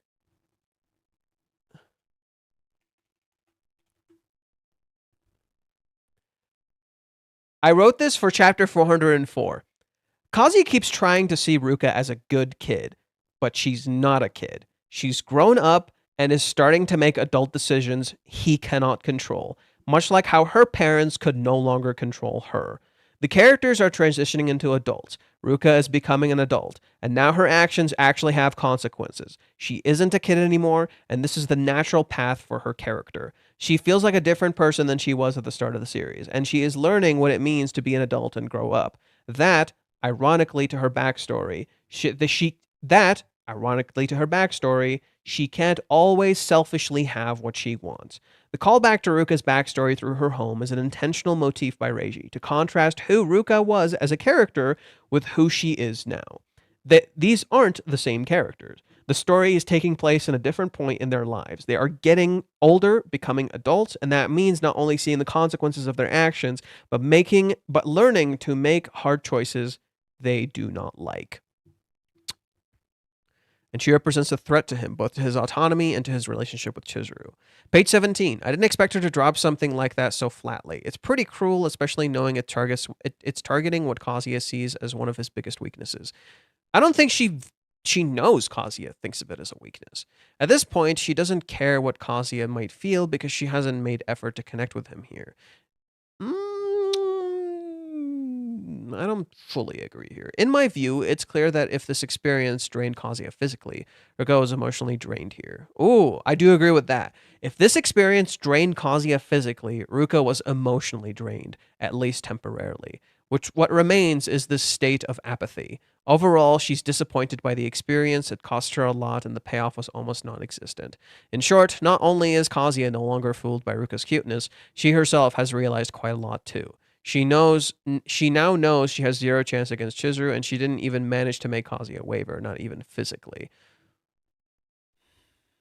That's not what I think Ruka learned. I think Ruka learned she can't live a lie anymore. That's what I think Ruka learned. She knew she was living a lie, and she thought the lie was okay, and that she could keep repeating this lie and keep living in this illusion. She literally, what were we saying before? What were we saying before? In chapter 404, bargaining. She was bargaining. She was trying to reason with herself and trying to reason that, hey, no, it's okay. I can keep living this lie. I'm content with living this lie. Bargaining. She was doing denial before. Now she's bargaining. I've showed this before to you guys. I'm going to show it to you one more time. This is the art piece Reiji made for Ruka. What is Ruka doing? She's hitting the retweet button. When I showed you Ruka's thing in the when I showed you the line that Ruka likes in the trains, the line Ruka rides on the trains, right? What is the line Ruka rides on the trains? It's a circle.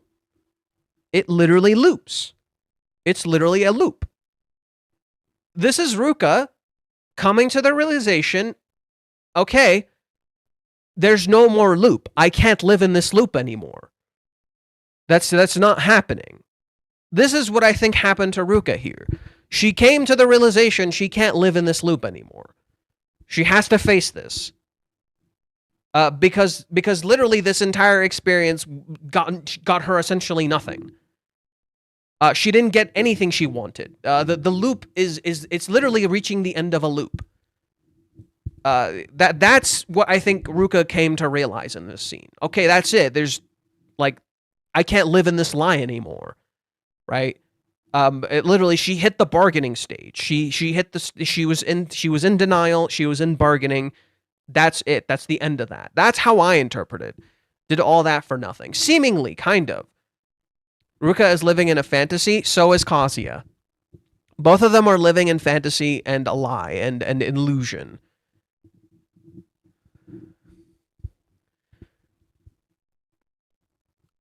Right. Kazuya is no longer fooled by her cuteness.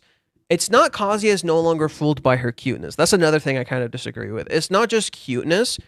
The cuteness is the immediate illusion. The second illusion is that she's this little kid that's going to get scarred. That's the real illusion. That's the real issue. It's not, that's illusion one. That's like we got layers, dude. We got layers. Layer one is cuteness. Layer 1 is cuteness. Layer 2, here, I actually have them listed. Yeah, I wrote them down. Let me pull them up. It's like at the very beginning.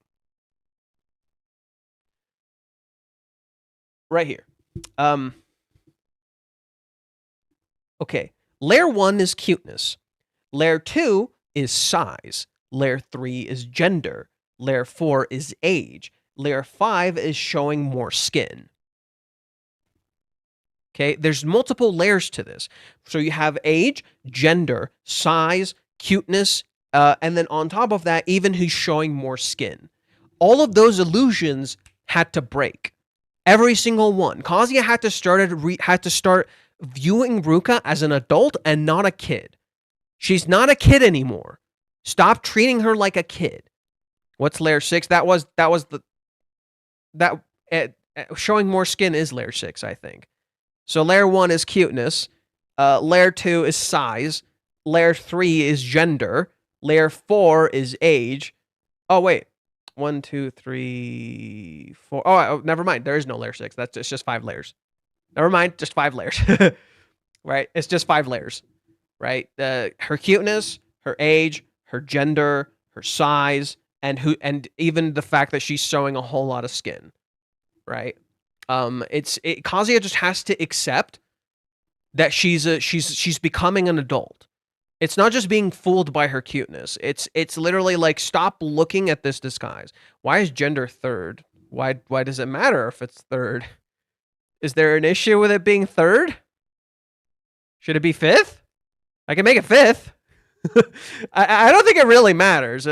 Literally, the whole idea is that there is a pattern to follow, like you can start with her gender and her cuteness. Then you can make it about her size. Literally, she's physically smaller than him. Then you can make it about her age, that she's younger than him. Is this a priority list? I'm just saying these are the layers. Whether these layers are in order or not is a whole other factor. Like, I'm just saying these are the layers that I think are present, or at least these are the factors that are present. You know, I'm not saying it's a priority list or anything. Like, you know, her cuteness and her gender can go together. Her age could be a different factor. It doesn't necessarily have to be with that. Like, okay, she's a girl. She's really cute. She's really young. She is, what is it? And you know, she's very vulnerable and showing more skin than him. Do you see how that all of that is a big fucking illusion? So Reiji wants to believe that Ruka could get away with sexual assault because she's a cute girl. Not necessarily. He's highlighting privilege.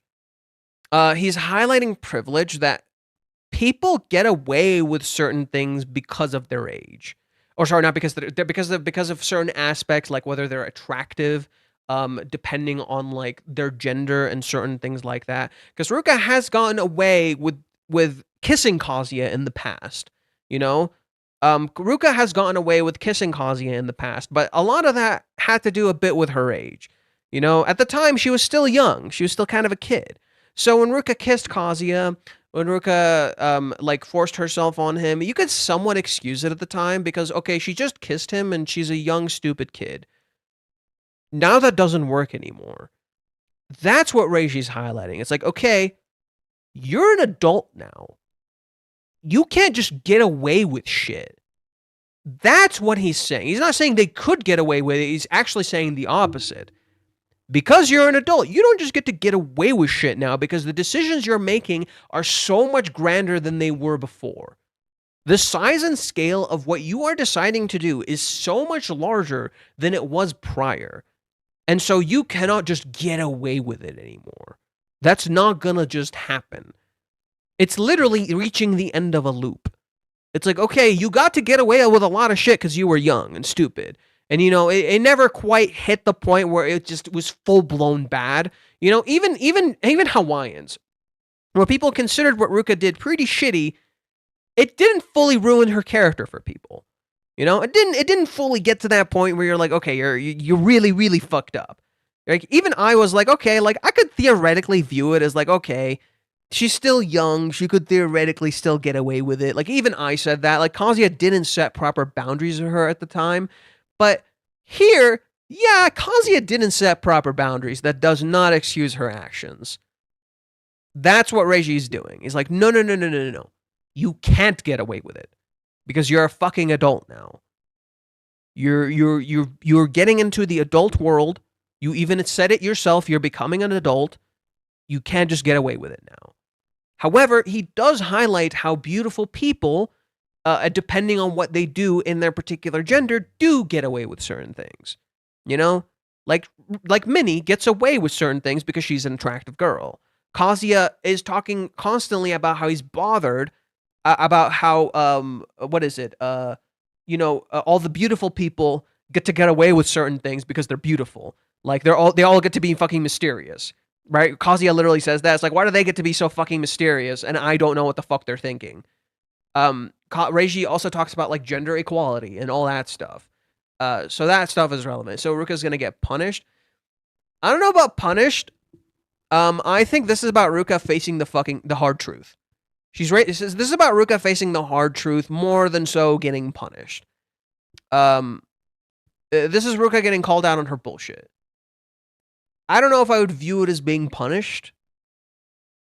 Like, is the consequences of your actions punishment? I feel like that's two different things. Consequences of your actions and punishment are like two different things in my opinion. That's how I feel. Anyways. From the outside, you can see she has nothing left to hold on to, but let's see if she still has something in store for us. At this point in the story, anything is possible with her. She could very well get dressed and leave the apartment without another word, or she could blow up at Kazuya. In any case, I don't think she's in a state to listen to anything he has to say. I disagree. I feel like she's ready to fit. You think Chizuru can fix her by confronting her? Ruka has to choose to fix herself, and that's what I'm seeing here. That's how I'm interpreting this scene right here. This is Ruka ready to face shit. This is Ruka ready to face herself and fix herself. Are you guys seeing what I'm seeing, or am I? Oh, my bad. Oh, my bad. I didn't realize it was off like that. Sorry. Yeah. This is what I'm seeing here. Ruka is seemingly ready to face herself. That's what I'm seeing here. Like she's ready to face the truth, and I think the reason Ruka looks like this is because when Kazuya ran off, I think right here, she might have felt a sense of relief. I think right here, Ruka might have felt a sense of relief. Or something. I think after Kazuya ran off, I think Ruka realized something. And that time to breathe and think, just as Kazuya had time to breathe and think, Ruka also had time to breathe and think. So I think that happened to Ruka too. So literally what's happening to Kazuya here also happened to Ruka. She had time to process and think what she felt, and maybe she realized this is not what I wanted. Maybe this is Ruka coming to the realization this is not what I wanted. Gender, age, build, body type, and beauty. What was the fifth? Vulnerability. Who's showing more skin? She was physically showing more skin than him. She was physically vulnerable, right? Ruka is like more like it's the idea that like you know, she's showing more skin, so she's more vulnerable than him, which also attributes to gender, because let's say like a girl is showing more skin than a guy in public, a lot of people would say she's more vulnerable than the guy, whereas the guy could get away with showing more skin and wouldn't be judged as much. Is there at least friendship between them? Kazuya and Ruka? I think there could be a friendship between them. But right now, no. Where they are right now is not in a good place. Where they are where are they, like right now, their trial relationship has to end so they could maybe someday be friends, but not right now. Not like this. Okay, I'm gonna hold off on this one. Let's see what Varicus wrote. Speak of the devil. Okay. Yeah, Kazuya will probably blame himself. Yes, he's very guilty about what happened.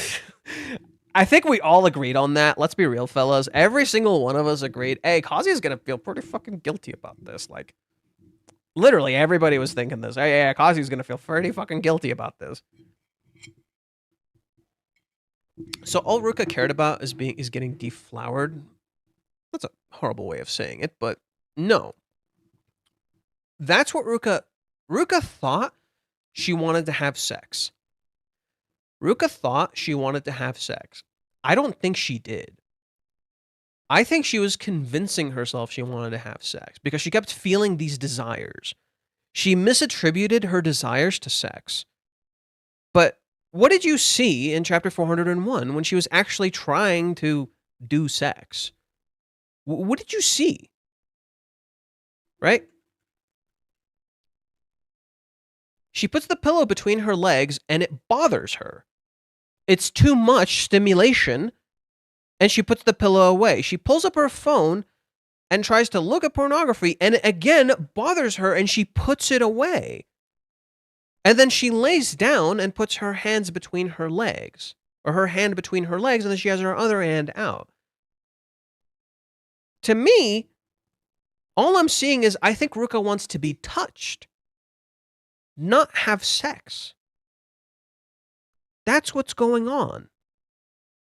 Ruka is misattributing Kazuya not touching her to wanting to have sex.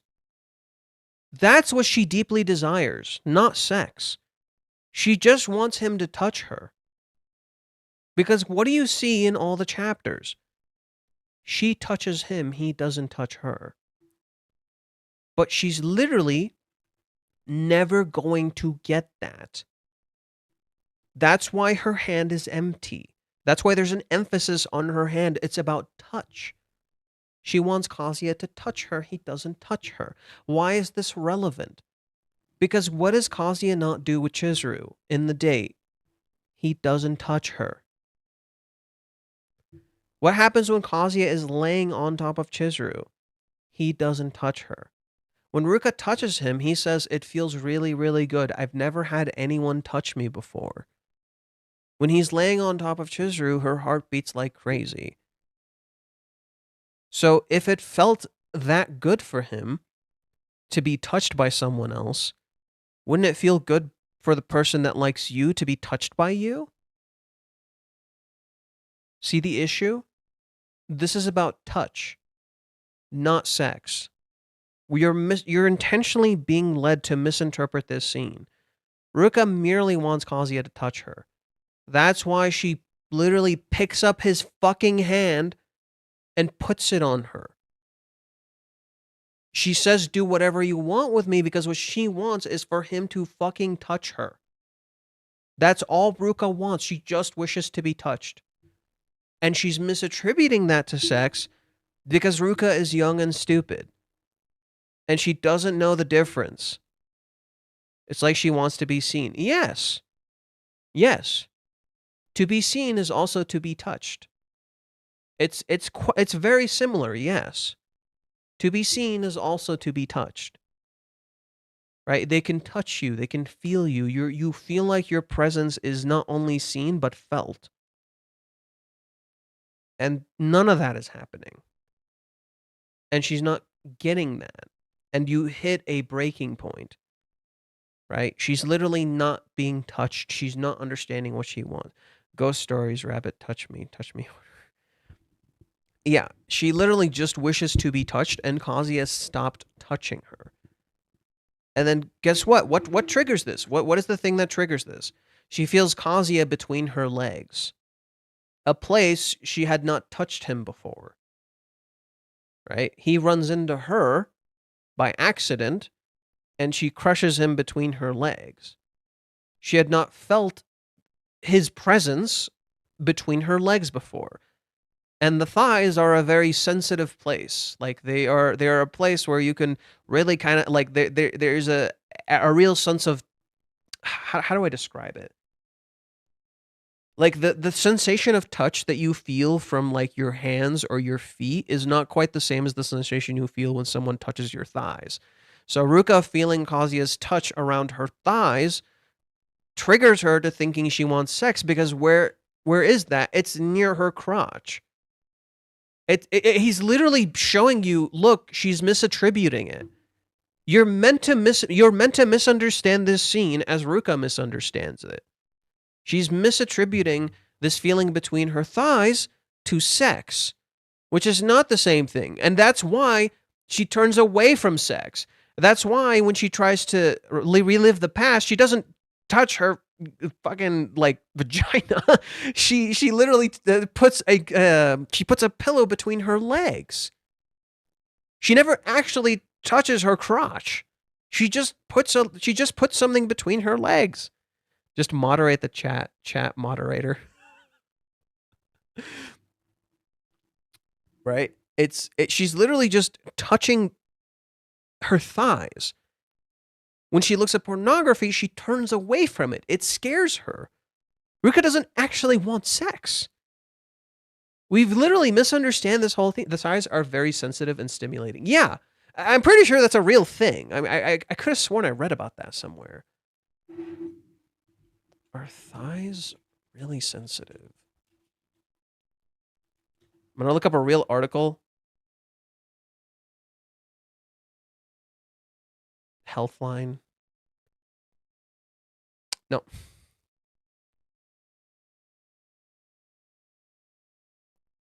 Okay, good. This is not an AI. The inner thighs are another sensitive spot in the female body due to their closeness to the genitals.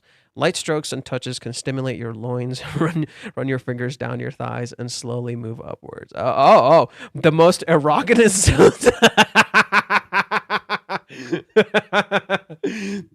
Regardless, this is the same with dudes. It's not just with girls. It's the same with dudes. You know, and I put my hands in my inner thighs. Yes, it feels nice for me too. Shut the fuck up.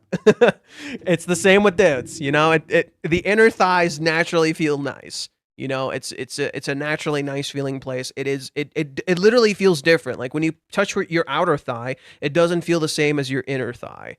Like it's again, it is more stimulating, and that's the idea, is that she felt this stimulation and she felt a very strong stimulation, a very strong feeling, and she misattributed that to sex. In reality, everything she's doing in regards to sex actually freaks her out, right? It's literally Ruka just trying to feel this thing very strongly, similar to her past, her like literally, it's like the heartbeat thing. It's literally like the heartbeat thing. It's this feeling she didn't have before. And she's like, okay, if this feels that good, I wonder how the real thing feels, right? If this feeling on my thighs feels that good, I wonder how the real thing feels. But in reality, all Ruka, in my opinion, wanted was touch. She just wanted to feel someone's touch, in particular Kazuya's touch, right? She wanted to feel his touch there, right? That's why she has him touch her boob, right? It creates a stimulation, right? It feels very good. She's testing the waters by throwing herself into the deep end. Unfortunately, she dragged Kazuya with her.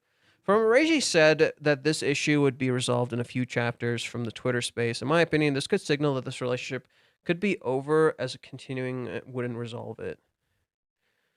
We'll see. We'll see. But yeah.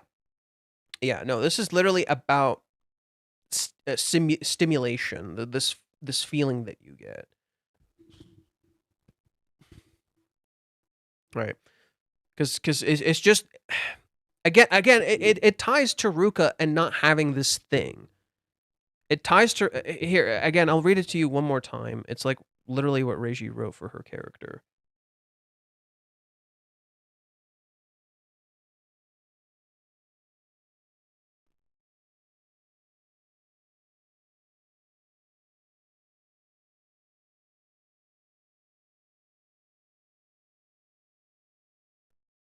Ruka is the part of me that can't accept the inferiority complex of being born without something. And so I keep searching for that something every day. So when you realize that Ruka felt this stimulation from her thighs, this like really strong feeling, and she felt like she was missing something, and she wanted to feel that feeling again, and it wouldn't happen. And she tries to recreate that feeling, and then she misattributes it to sex, but the sex keeps freaking her out. What Ruka wanted was just to feel that touch, right? It's like more like easing into it rather than actually having that feeling. It's more like easing into the feeling, right? It's like she rushed it in a sense. In a sense, I think she rushed it rather than just actually try to feel that sensation again. She misattributed it to sex. Question: you kept saying in your last video that Minnie did something bad to Kazuya. What did she do? Okay, few things. Minnie caught Kazuya. So on the first day in Kazuya's own home, she goes to his house. She fucking lies to him, gets him shit-faced drunk, makes him reenact this super intimate moment he had with Chizuru, just so she could get something she wants out of it, which is to confirm something, but in reality, she was just getting it for herself. And then she keeps lying to his face and acting like she knows what's going on, even though she knows doesn't know what's going on, only for that to ultimately lead to Kazuya not interacting with Chizuru, to then Minnie goes and decides for him what he should be feeling around Chizuru and then yells at Chizuru for it. She created that entire circumstance herself. She literally did all of that herself. The entire ghosting thing, Minnie literally fucking created that. And she got away with it scot-free. No one fucking blamed her. Everyone thought she was in the right. Even though she created that entire circumstance. If you go back and you retrace that, you'll start to realize she's been doing that for a while. Minnie is incredibly invasive, and she's actually been getting in the way of their relationship the entire fucking time. Like, from the start. She just looked like she wasn't because she was saying the things we wanted to say ourselves. In reality, she's been actually pushing them apart and making them doubt each other a lot. The ghosting after the Hawaiians arc? No. I'm talking after Chizuru kissed Kazuya. Kazuya doesn't contact Chizuru, that's on him. Minnie then goes to his place and uses Kazuya's insecurity to get him fucking drunk. She literally has a codependent relationship with him. So think of Minnie like this. Kazuya and Minnie have a codependent relationship. Minnie is the enabler to Kazuya's people pleaser. She enables his bad behavior actively. And she doesn't take any responsibility for it, and instead directs her irresponsibility onto Chizuru, as if Chizuru is the one doing this when she's the one doing this. In so doing, Chizuru ends up acting as either the martyr or the controller, which she doesn't want to be either. She doesn't want to be a martyr, nor does she want to be the controller, but she has to keep Minnie in fucking check, and whenever Minnie does something wrong and Chizuru thinks it's her fucking fault, she blames herself. So Chizuru ends up being the martyr and saying, yeah, it's my fault. When in reality, Minnie fucking caused this. And Chizuru doesn't realize that. Okay? So that's why I'm saying Minnie is kind of a problem. And Minnie gets away with a lot of shit because, yes, she's a cute anime girl. And in particular, she's a cute anime girl that echoes back to us what we ourselves believe. So we think Minnie is completely right when she's not. She's causing a lot of these issues.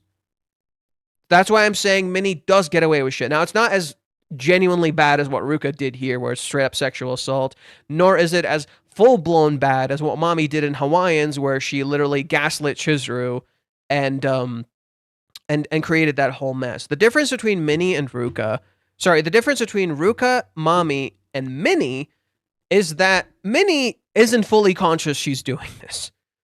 That doesn't really excuse her actions, but she's not consciously trying to sabotage them.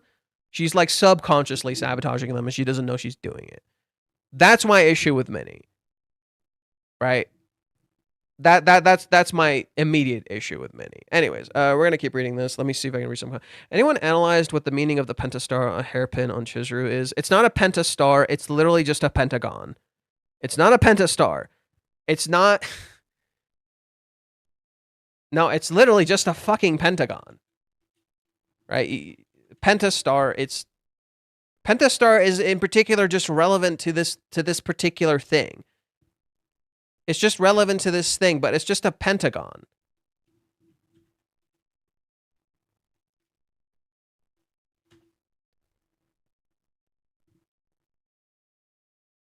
No, it's a pentagon pendant.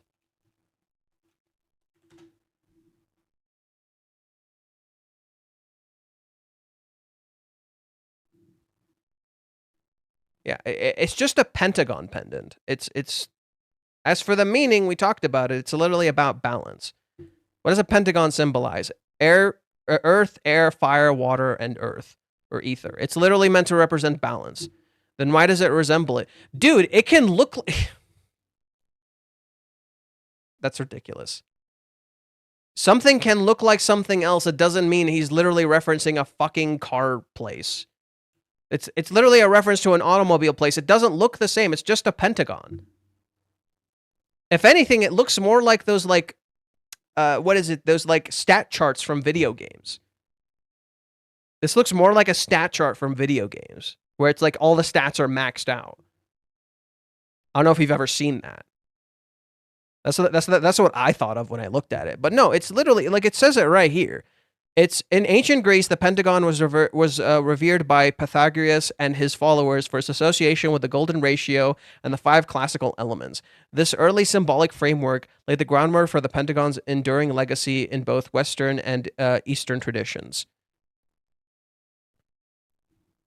It's literally just meant to represent perfect balance. U.S. strength and security. The Pentagon is the universal symbol of the U.S.'s strength and security.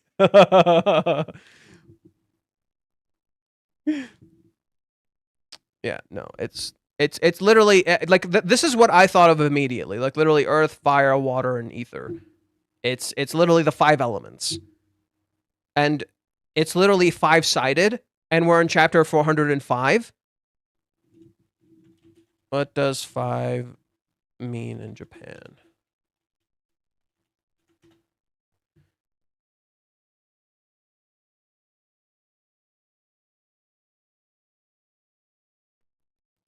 It's going to be the interesting part.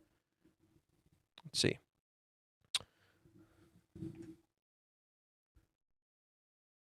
Oh, this is in relation to food.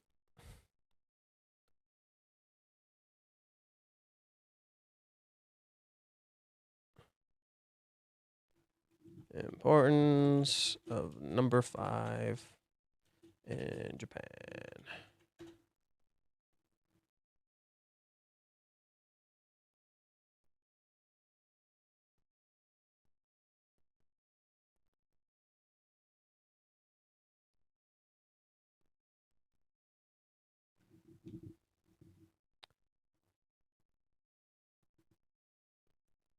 The 5 elements are wood, fire, earth, metal, and water. In China, the first celebrated exponent of the 5 elements was blah, blah, blah, blah. Okay, this is very complicated. I'm not going to read this right now. Lucky and unlucky numbers in Japan.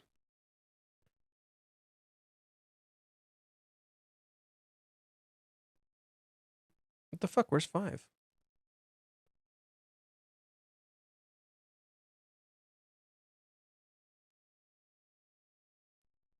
Come on. Number 4, unlucky, 7, 8.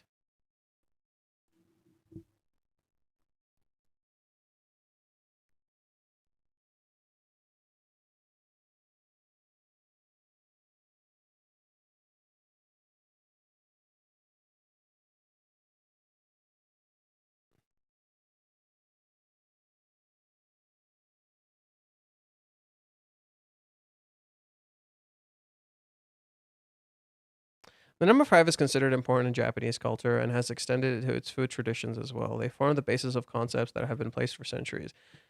The power of 5. Even though many young Japanese don't know the origins of these rules, nor can cite it, the habit is ingrained in the culture as such. Okay, the 5 senses, 5 colors, 5 tastes, 5 ways, 5 attitudes. All right, let's read that first one. Where's that first one? This is the one we were looking at before. Let's see. Numerology is always blah, blah, blah, blah, blah. The Japanese specifically have profound fondness of the number 5. A little backgrounder on the figure places of the culture will go a long way when you visit many and meet someone from Japan. One of the more straightforward applications of this belief is the food preparation. You'll notice that there are very unspoken ways that number 5 is used regarding food. Rounding up the taste buds. Guess how many tastes are recognized by the tongue? Okay, let's just look up pentagon meaning in Japan.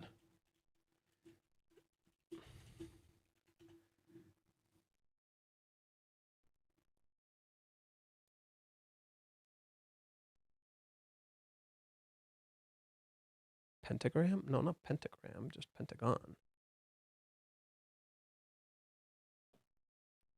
Yeah, no, I'm not talking about pentagram.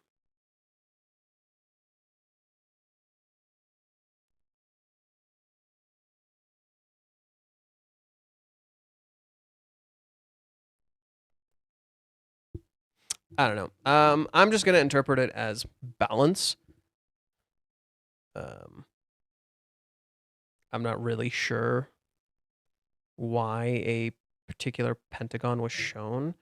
Symbolism. No, not pentagram, pentagon. God damn it.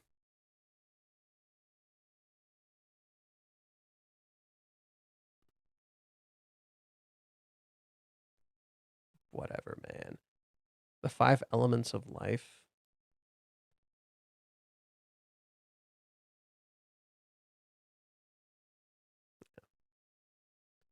I guess we can like finish this one. Completing the colors, alerting all senses, cooking and eat. Alerting all senses seems like a one that kind of matches here. The taste and smell of the dishes are not only deal breakers, the Japanese believe that you have to employ all 5 senses when eating. Okay, I guess you could say Chizuru is not employing all of her senses. I don't fucking know. I just know it's literally a pentagon, and this is chapter 405. That's all I'm saying. It's literally a pentagon, and it's chapter 405.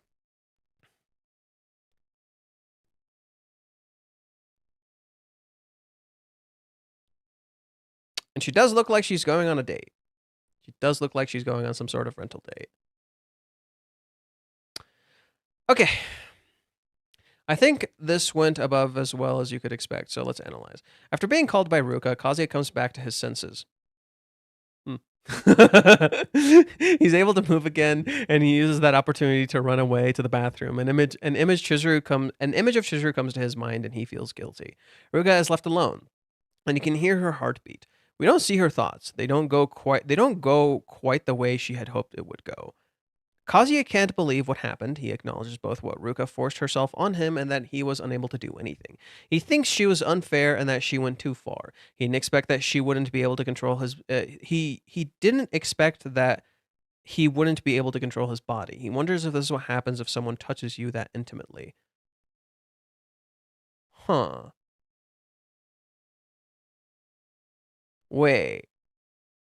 Does he say that? Wait. Does he say that?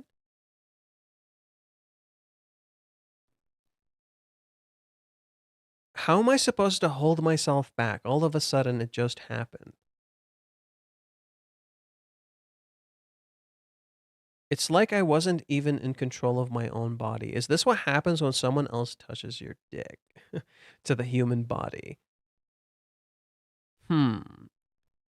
This could be relevant to Chizuru because for Chizuru, when Kazuya was touching her, she was blushing like crazy too.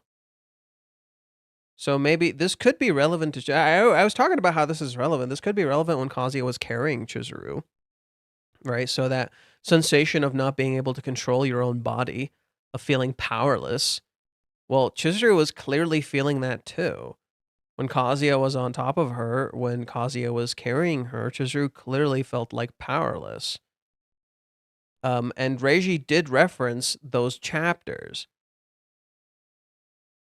So that makes sense, right? That could be relevant to Chizuru herself. Literally, she feels powerless when Kazuya is touching her. Okay. He can't help but feel guilty. He feels betrayed by his own body. He can't imagine Chizuru taking it well if she ever find out about this.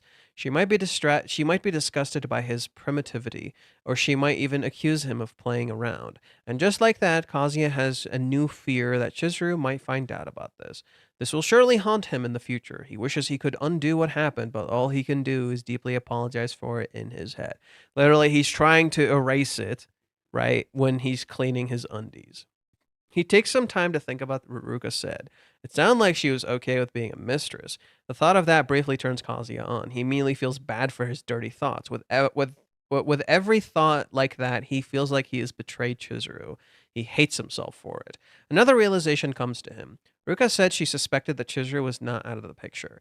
That means she knew and pretended not to notice all that time. Kazuya tried to not raise any suspicion, and it turned out he had already been an open book all along. She just played along with him. But that means he could have come clean a lot earlier already. If he had, the current situation might have never happened. Yep. Kazuya decides that he needs to talk with Ruka. He needs to prevent this from ever happening again. He can't play this game anymore. Today might be the end of the trial relationship. He doesn't feel ready to face Ruka, but he has to. Correct. Even if you're not ready, you have to. Ruka has opened the curtains again, and she's wearing a shirt now. There's a sadness when she looks at Kazuya. Kazuya comments that Ruka put on clothes, which she immediately notices was an awkward thing to say. Ruka says she knows that a guy can't go again right away. She is aware of what happened. She seems disappointed. It doesn't look like she regrets what she did. Kazuya asks for a talk. You see a glimpse of Chizuru in the end. She's still thinking about the kiss, but the memory seems slightly faded. Chizuru exits the train at the wrong station. She's still unable to focus. What next? The teaser for next time is post-nut clarity. Well, it's sage mode, but yes, post-nut clarity. This will surely refer to Kazuya. I expect the story to continue with the talk between Kazuya and Ruka. I didn't expect to see more from Chizuru. The setup is promising. Kazuya can think clearly and he has nothing to hide anymore. This could become an honest attempt to break up with Ruka again. He might try to be cautious not to make Ruka angry because he wants her to stay quiet about what just happened. He also doesn't want to hurt her more than necessary. But given what Ruka said, it is unlikely that she will just give up now. If Kazuya breaks up with Ruka and tells her that he can't continue this relationship anymore, I can see Ruka reacting quite similarly to how Kazuya reacted after the rejection. Just like he couldn't stop loving Chizuru after he was rejected, Ruka won't be able to just stop loving Kazuya. Well, that's the thing. Kazuya backed off.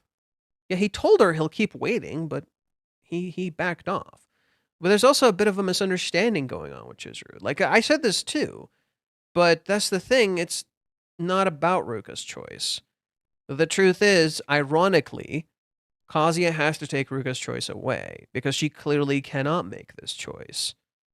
That's what it means to break up. I'm sorry, it's not about what you want, it's about what I want. Which is very ironic considering what she did to him.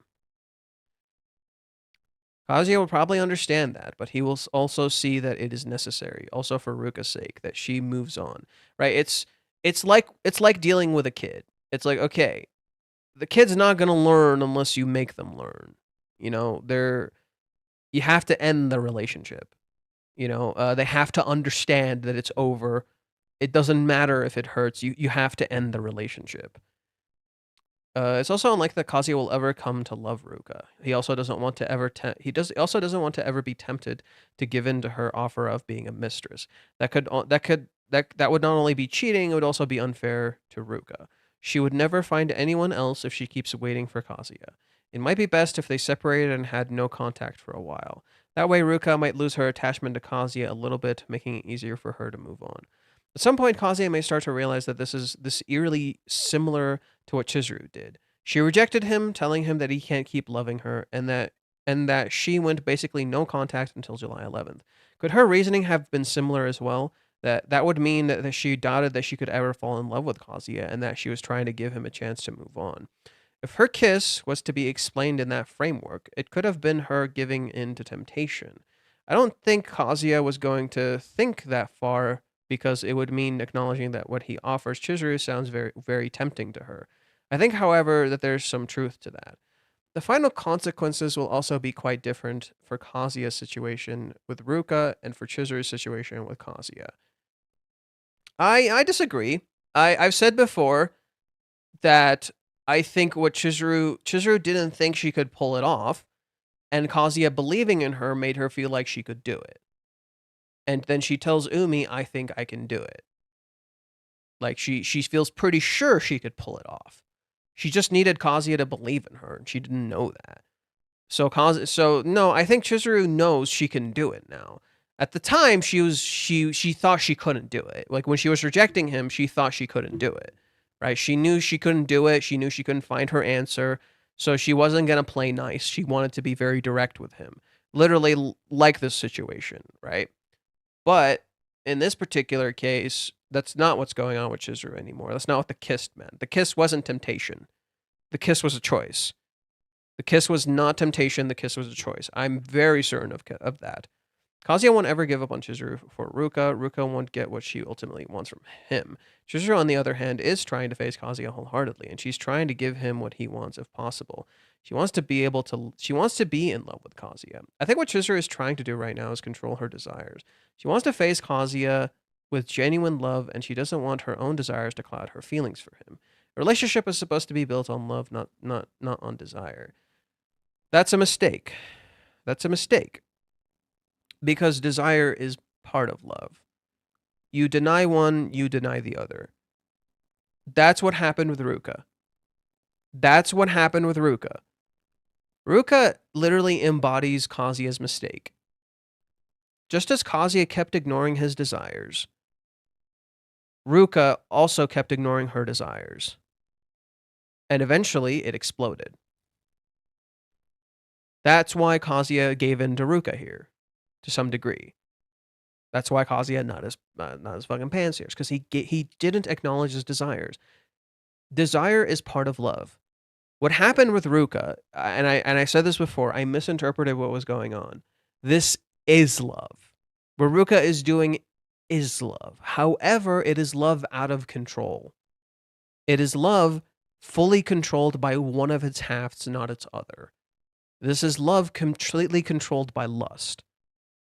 Does that mean it's not love anymore? I don't think so. It's still love. But it is completely controlled by one half rather than the other. It is Ruka losing control of her love. That's where I disagree. This is love. Love does have desire because love is built around desire. The desire is an intrinsic part of love. If you do not feel desire in love, in many ways, it's not love. You want to have things in love, right? Maybe you don't want the same things as someone else, but you desire these things in love. You're driven by that desire. You're driven by these feelings. You have a passion. Passion and desire go hand in hand. So that's where I kind of disagree. Love is desire. They're one and the same. But desire isn't necessarily just love, right? If one controls the other, you lose control of it. If your love is purely selfless and completely ignores desire, it's not really love because you're ignoring your selfish half. If your love is purely driven by desire, it is no longer love in that sense because it is completely driven by lust. Do you see the issue? It's either too selfless or too selfless. You need a balance. That's what love is. Love is a balance. Because you can feel love towards something like in some ways just you. So for example, you can love a video game, you can love an anime, you can love a manga, but at the same time, you can lose yourself in that feeling. So for instance, if you're just completely driven by your desire to have this thing, you'll spend too much on it, you'll invest too much on it, and you won't really notice what you're doing or how you're impacting it. In contrast, if you just selflessly love this thing and just kind of never really properly pay attention to it, you refuse to truly acknowledge it for what it is, you're kind of blind by your love. Your love is too selfless. You're too blinded by how much you love this thing. So, yeah. Chizuru, on the other hand, is trying to face Kazuya. Okay, we said this. A relationship is supposed to be built on love, not desire. She's trying to avoid her mother's fate, who gave in to her desires without sufficient love to uphold a relationship. I do think that is relevant.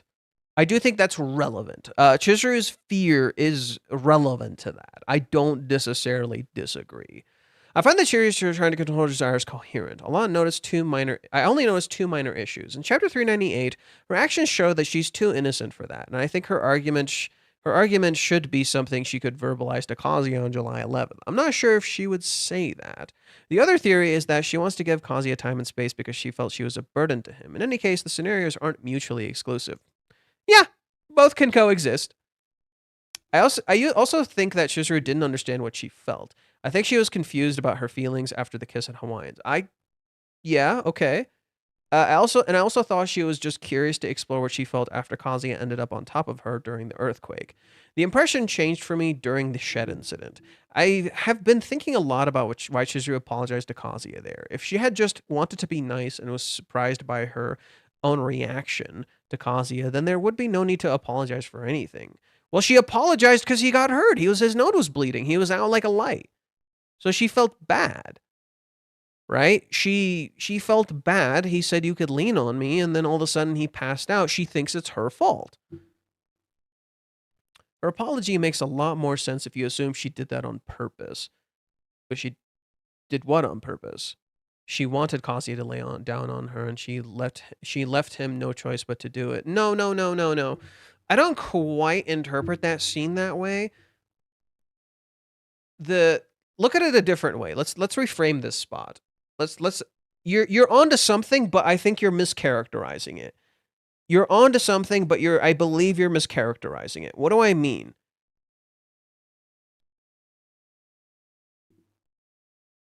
Chizuru created this circumstance.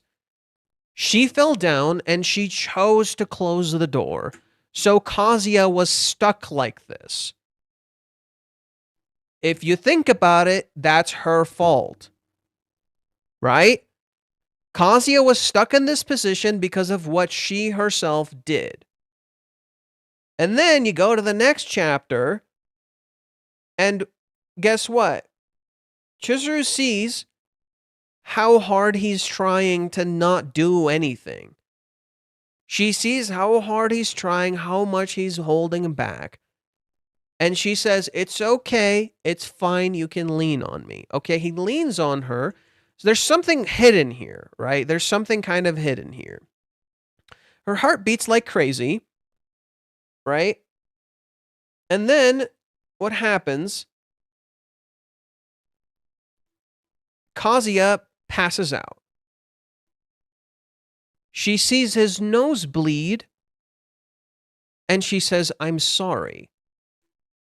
She literally hurt him. She told him, you can lean on me because of a scenario she herself created. And then when Kazuya ultimately bleeds, she's like, I made the wrong choice. My choice ended up hurting him. That's why she says, I'm sorry. He is the victim, and she is the perpetrator. That's the scene, how the scene is meant to be framed.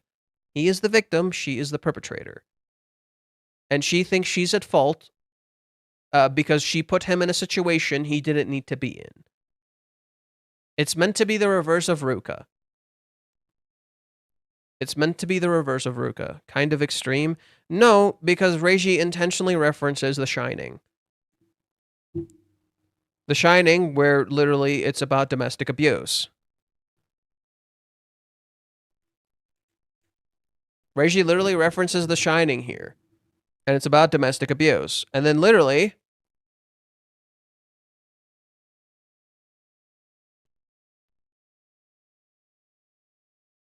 look at this. I want you to look at this shot.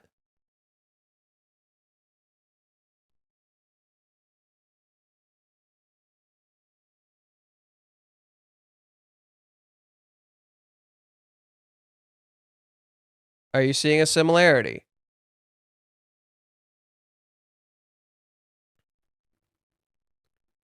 Do you see a similarity? It's intentional. The scenes are literally reversed. Kazuya is on top of Chizuru. You think he is the abuser in the situation. Right? Even though Chizuru is the one who created this scenario. So naturally, Chizuru blames herself. He's the one on top of her. Right? He's the one on top of her. You think he's the dangerous one. In reality, Kazuya is the victim in the scenario. You flip it with Ruka. Ruka is the one on top of him. There's a girl on top of you, dude. And what happens? It's flipped. I just realized there are pentagons with Chizuru. Oh my god, these are pentagons. Oh my god, these are pentagons. You're right. Yeah, with Ruka there's circles. With Chizuru there's pentagons. Maybe that's what Reiji's referencing. He's referencing these chapters. Too much desire and you have a violation of space and no respect. Yeah. Too much devotion and you have a relationship defined by maximizing distance while having the utmost admiration and respect. I didn't remember that. Yeah. So literally what's going on with Kazuya in that scene is that he is the victim in both scenarios. Whereas in one he's presented as the perpetrator, where he's not. That's the scene. The point of this shot is that, look at this. Kazuya is presented as the perpetrator here. He looks like the bad guy. Right? He looks like the bad guy here. If they were caught like this, he would look like the bad guy. He's not the bad guy, though. And when Kazuya ultimately falls onto Chizuru, you see these screams. He looks like a victim being murdered. And Chizuru's heart starts beating. The thing with Chizuru, though, is that it's not really her fault. But she sees Kazuya bleeding. And she thinks it's her fault. She says, "I'm sorry." She thinks she's the bad person in this scenario because she put Kazuya in a situation where he was too stimulated and he didn't get what he wanted. You see what happened here? It's the Ruka thing in reverse. Kazuya was put in a situation where he was too stimulated and he was never going to act, and she feels bad because she put him in a scenario where he wanted to act and he couldn't, and he held it back for her. And she could tell. And she feels bad. That's why she says, "I'm sorry." It's her fault. He was never going to act. And she could tell he was never going to act and his nose was going to bleed. That's why she says, "I'm sorry." She wasn't trying to get him to do anything. She knew he wasn't going to do anything. She trusted him. She saw how hard he was trying for her. And that's why she feels bad.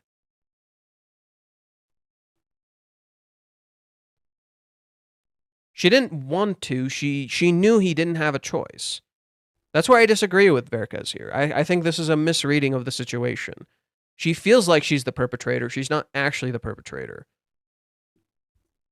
Chizuru might be somewhat innocent, but she isn't naive. Yes, she isn't naive because she knows what happened there. She can't be naive as a rental girlfriend. She knows the position she put herself in. That's the thing, though.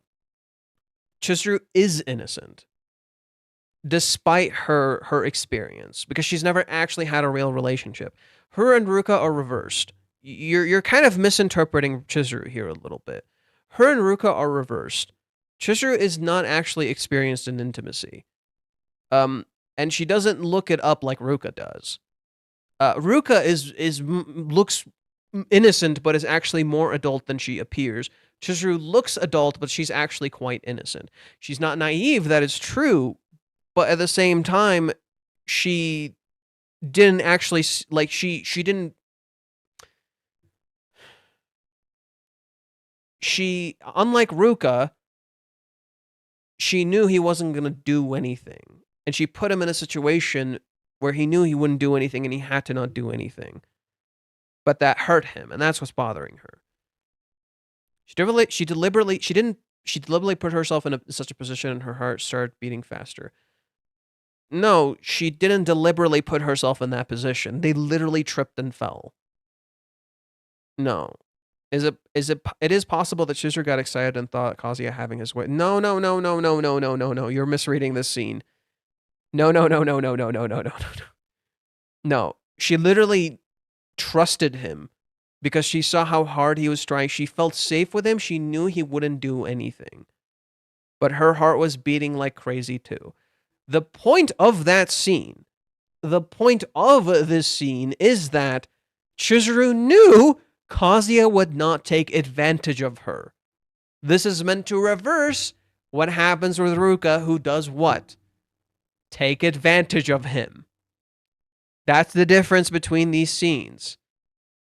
One is Ruka taking advantage of Kazuya not being able to move. One is Kazuya not taking advantage of Chizuru being unable to move.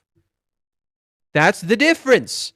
And no, she did not want him to have his way with her. No, she trusted him and knew he wouldn't. And this is literally told to you by Chizuru right here. I'm the one who should apologize.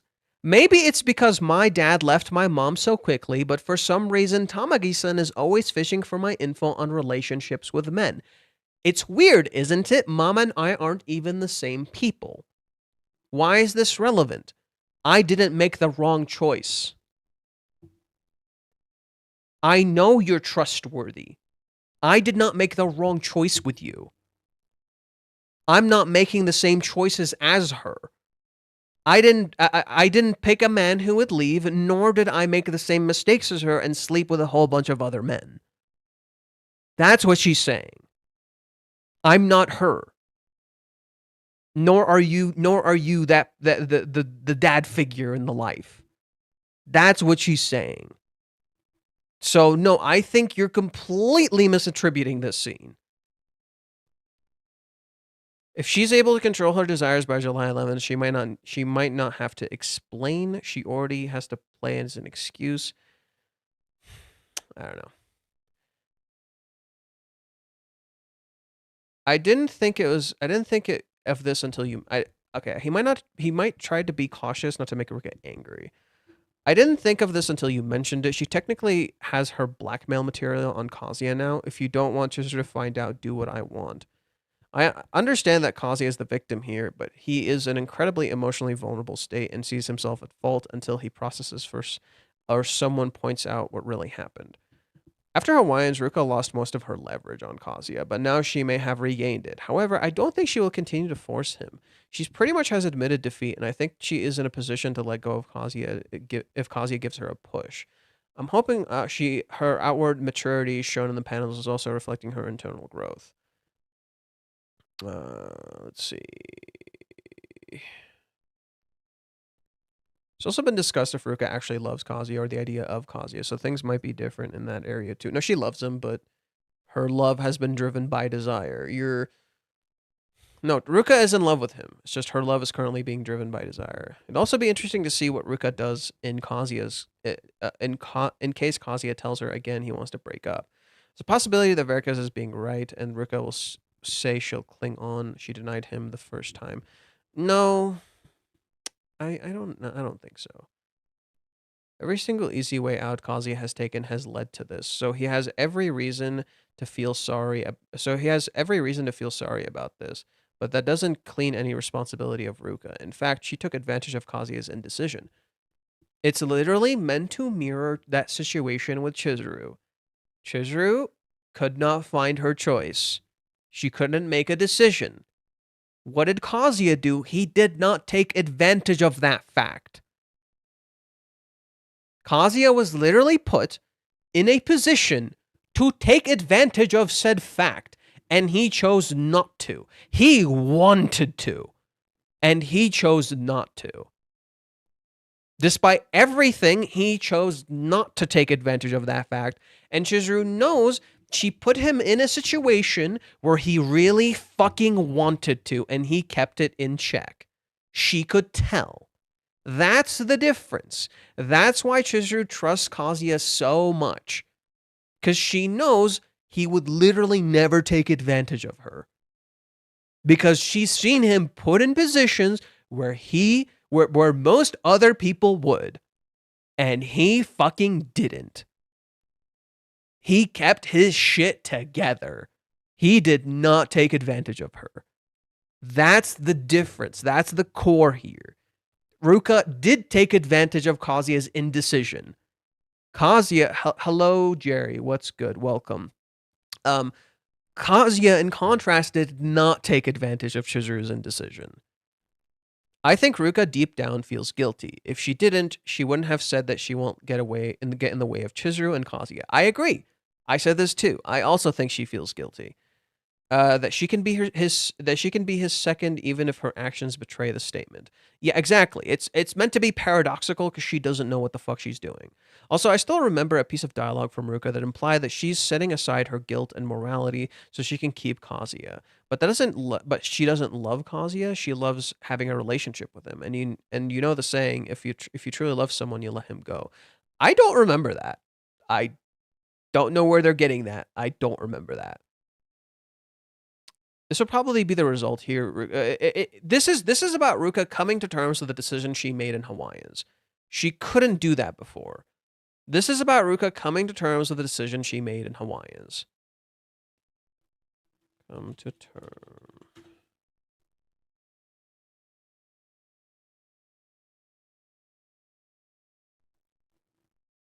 Accept.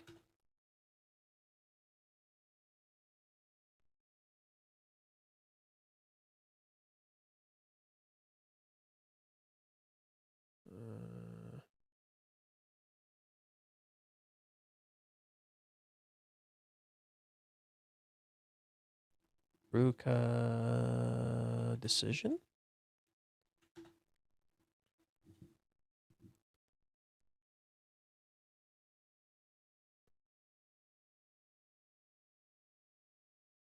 Let's see.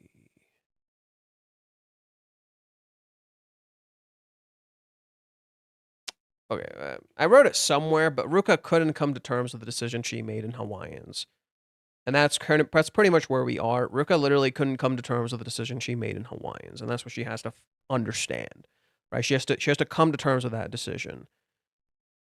It's the inverse. She won't let him go until he loves her, and that's because she thinks that she loves him. Her mentality hasn't changed from the girl that thought she fell in love with Kazuya because her heart beat hard. So as some guys have already said, Kazuya rejected her, will be the best for her, and she's still young, so it's definitely not too late for her to recognize her wrongdoings and try to find somebody else if she wants. But again, she has to let go of Kazuya for her sake too. I think she just hasn't come to terms with the decision she already made. That's more so the truth. She already knows it's over. She just hasn't come to terms with that decision. That doesn't make any sense. If Kazuya loved her, she wouldn't need to let him go. She could be with him then. But it doesn't look like Ruka is going to give up on Kazuya and let him go, despite him not returning her feelings. She's desperate because she thinks that Kazuya is the only reason why she feels alive, and she's terrified of losing that feeling if she lets him go. She is neglecting Kazuya's feelings and wishes in favor of her own. As long as she's doing that, you can see that she doesn't truly love Kazuya. If she is willing to let Kazuya go... No, she does love Kazuya. It's just she's ignored her own feelings for a while. That's the issue. Ruka ignored her own feelings until they festered and exploded. I don't see how Kazuya breaking up with Ruka due to this anywhere close to 380. It's literally just like it. Completely different reasoning and situation. Cedric said she was... No, you're missing the forest for the trees. You're looking at the nuance when you're supposed to be looking at the surface level, ironically. Chizuru said she was in love with Kazuya but couldn't go into a relationship due to the mess that they both of them. The piggyback ride is a part of the rejection too, and that makes it much clearer. Kazuya would not relate him breaking up with Ruka with Chizuru's reaction, as they aren't anywhere close to being similar. Completely different nuance. You're misunderstanding something here. It's about making a hard decision you do not want to make. It's that simple. You have to make a hard decision you don't want to make. Chizuru didn't want to break up with Kazuya, didn't want to reject Kazuya in 380. But she knew she was not at a point where she was in love with him. And she may not find that answer, and she could not prolong this, so she decided to break up, to reject him. That's where Kazuya is right now. Kazuya is never going to love Ruka, but if he tries to break up with her, he might hurt her. However, he has to break up with her regardless of how much it fucking hurts her. That's the hard choice. You have to stick to your decision, and you have to double down no matter how much it hurts the person, because it is the right fucking choice. That's the importance of this scene. That's what Reiji is. That's the similarity. An adult choice is about doubling down and making sure you stick to what you're saying. And you make sure you do it not because you feel bad or any of that stuff, but because you gotta fucking do it. Yes, the nuance is different. The intention is the same. A piggyback ride is not part of the rejection. It totally is. And it happened after. It can also have been a part of the reason for her rejection. It did highlight a few things, though, especially how awful Chizuru felt for relying on him again, despite rejecting him. Sure, there's a... No, it totally is part of the rejection. You're shooting yourself in the foot, dude. Varicus, you're shooting yourself in the fucking foot, dude. No, you're missing... No. Varicus, you're shooting yourself in the fucking foot, dude. Come on, man. Come on, man. You're focusing on the wrong thing. You're focusing on the wrong thing. The piggyback is part of the rejection. It is absolutely part of the rejection. It is a necessary part of it. However, the importance of that scene is to reflect how Chizuru stuck to her choice. And the reason she changed what she did afterwards is because Kazuya believed in her. It was him making a choice. It is part of it. The rejection is part of it. The rejection is about making a hard choice you don't want to make that literally mirrors Ruka. It is a hard choice Kazuya does not want to make, but he must face if he does not want this to happen again. It's the same with Chizuru.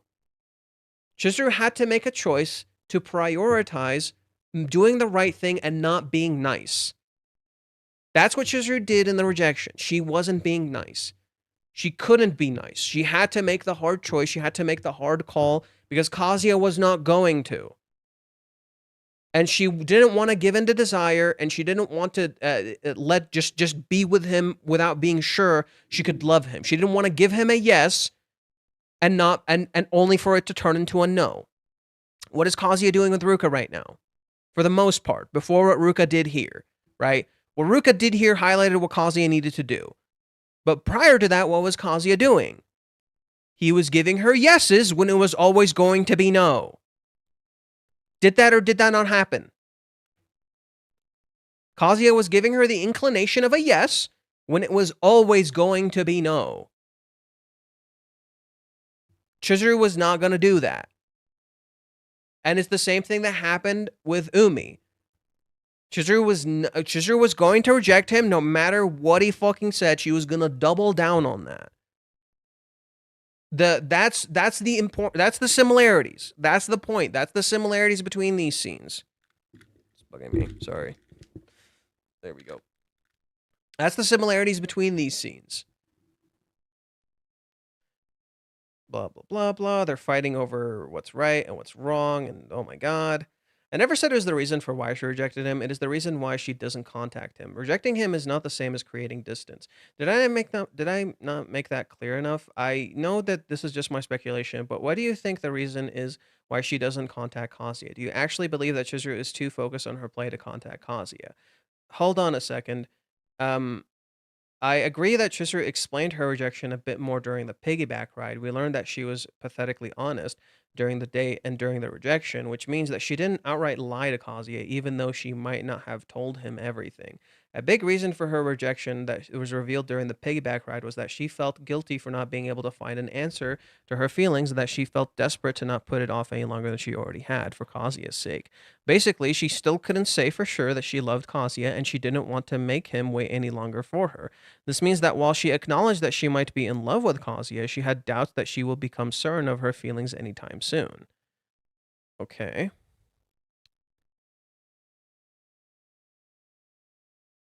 Ruka does love Kazuya. I disagree.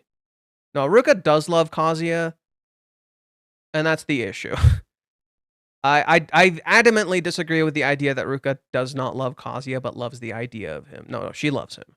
I adamantly disagree with the idea that she doesn't love him.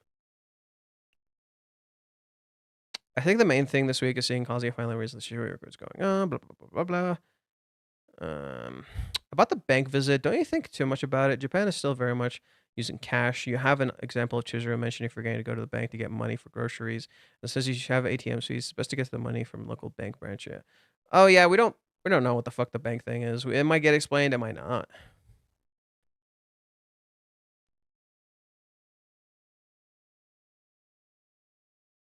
So, one thing I got to comment on, just really quick. I'm not reading this comment, but I'm intrigued whether Reiji Mizumi Sensei can portray handling of trauma well. Bro, the entire 3 months, the cohabitation, and literally everything after has been an immaculate portrayal of trauma.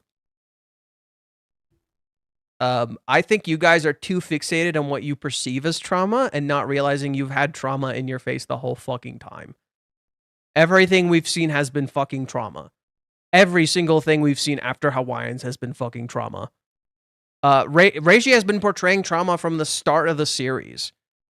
Literally, Kazuya's entire insecurity around women at the start of the series is because of the trauma he got from mommy. No, Reiji is amazing at portraying trauma. Like he's been doing it for a while. Chizuru's entire character is built around trauma.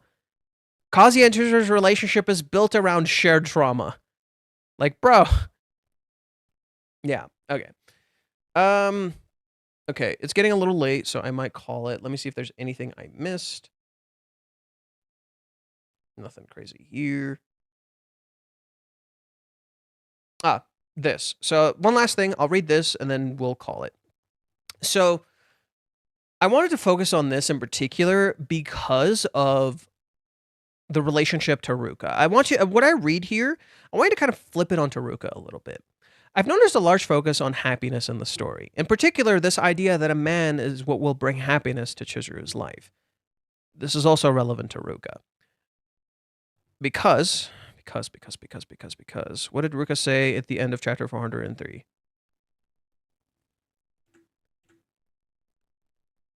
If you could be my first time, it'd make me so happy.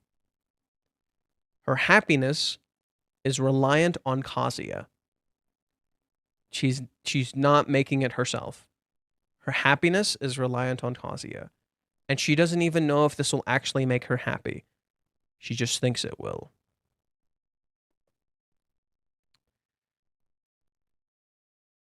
This is wrong. That Chizuru, and Ruka's happiness by extension, is found through a man, even she disassociates that from her love and rejects Umi.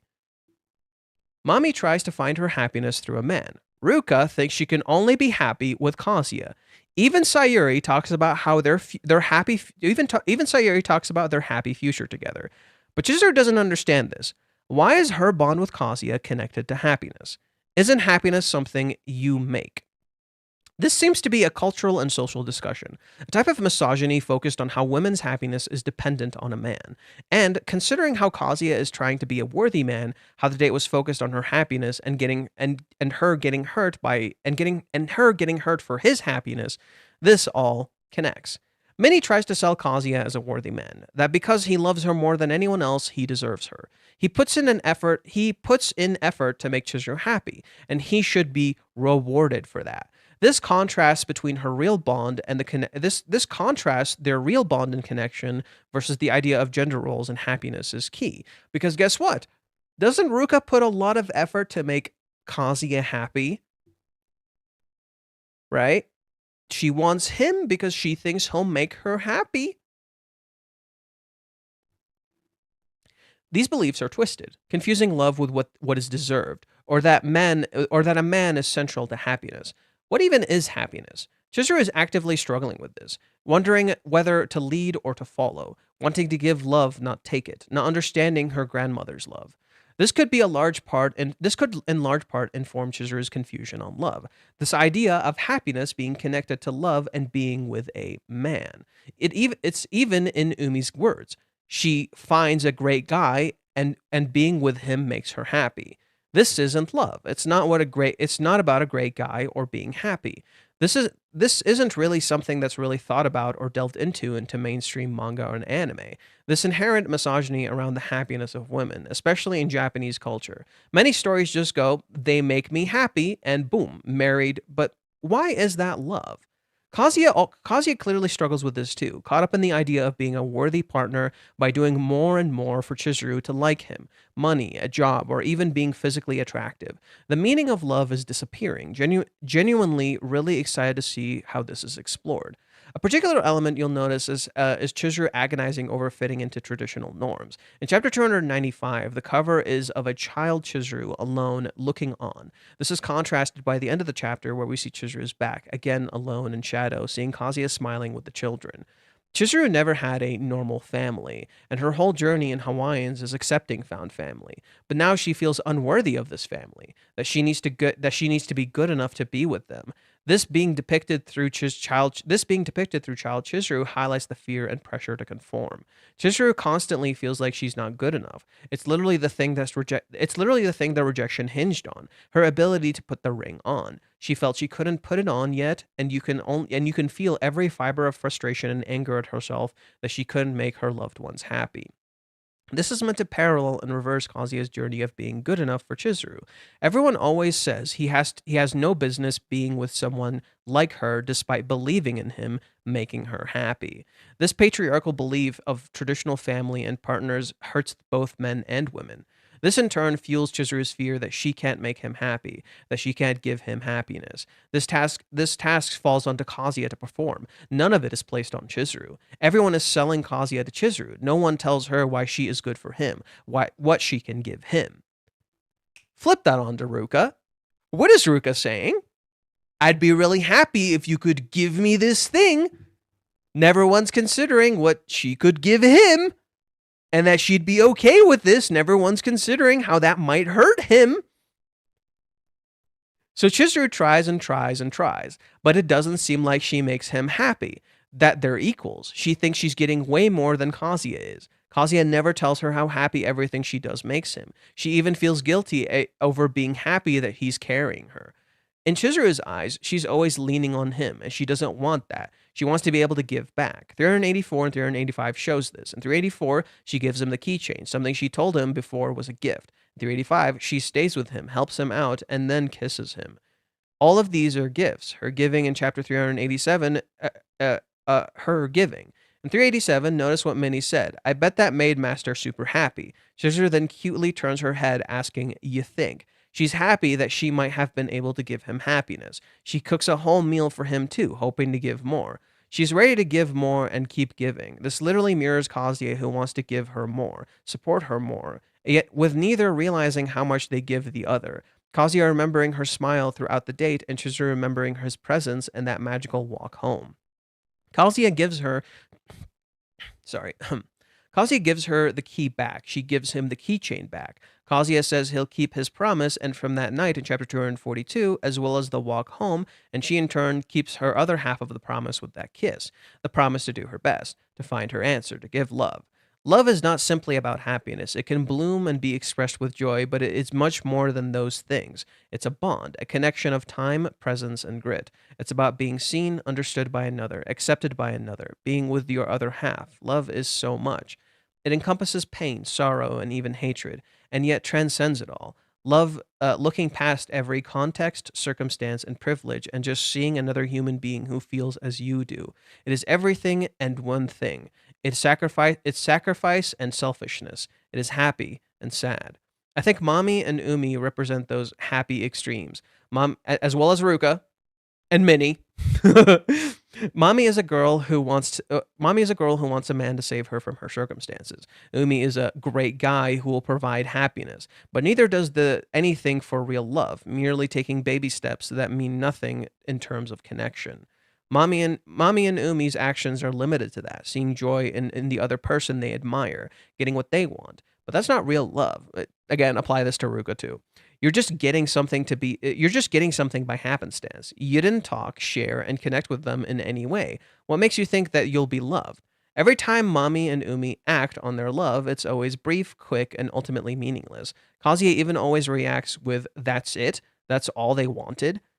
Leaving him confused as to why the hell their intentions were. This isn't love, it's just conforming selfishness. Even Ruka's love may be selfish and inconsiderate, but she always tries to give to Kazuya. She trusts him. Well. This part didn't age super well. Yeah, this part didn't age super fucking well. She wants to see him. She's maturing and learning, even if she isn't there yet. She's trying and wants to truly share time despite it being a lie.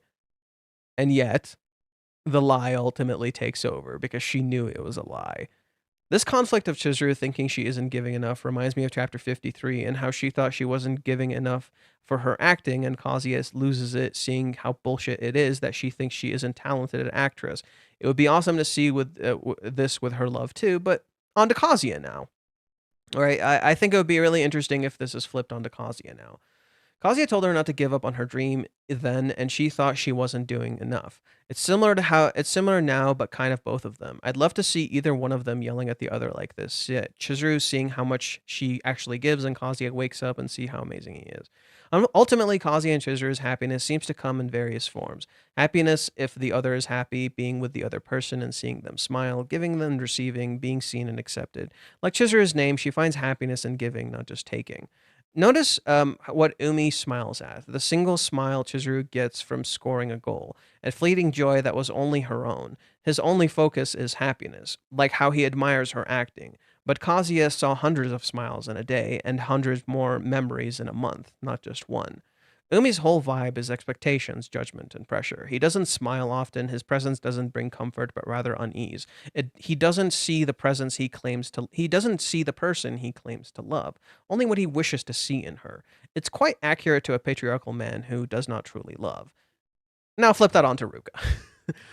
Definitely kind of present with Ruka too. You feel like a sense of judgment, a sense of unease, a pressure, expectations. Umi's "I love you" is completely hollow. It holds no weight, just expectations. Like his words will somehow change the outcome, but it does nothing. In contrast, when Kazuya says "I love you," it's not simply words, it's more. It has history, time, memories. It reaches Chizuru. Uh, Umi is the man Chizuru had to save herself from. She chose to confront him and properly turn him down.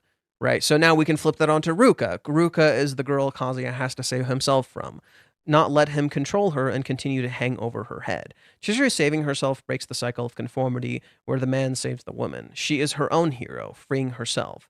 Right. So now it's flipped on its head. Kazuya has to save himself from Ruka.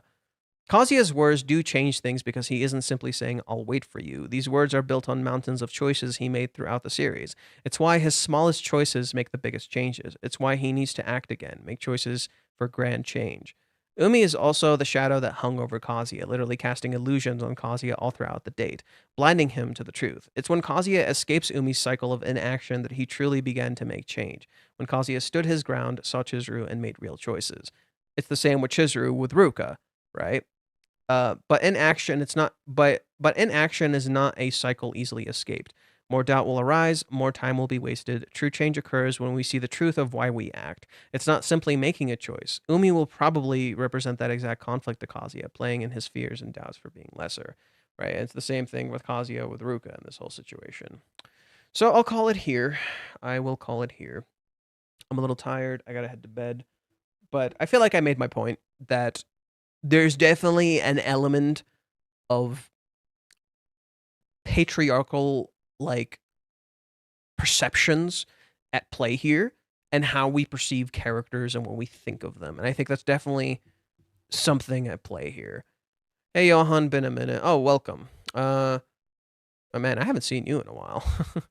I'm going to believe that Chizuru won't have to kiss in the play since she herself said it's pretty good role and not the lead role. Also, I'm sure only lead roles have a kiss in movies, dramas, etc. We just know it's a good role. We don't know if it's a lead role.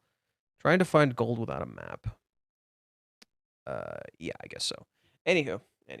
I'm calling it here. I'm a little tired. I gotta head to bed, and tomorrow I got stuff to do. And then tomorrow we'll also be streaming the Game Awards, so make sure to tune in. I'll continue. We'll start a little earlier so we can talk more about Rent a Girlfriend stuff.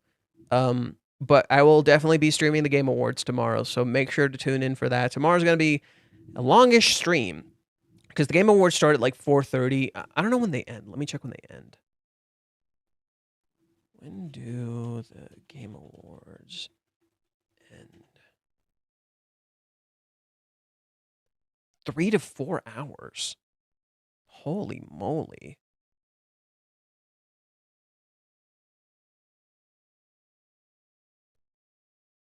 Holy free holies.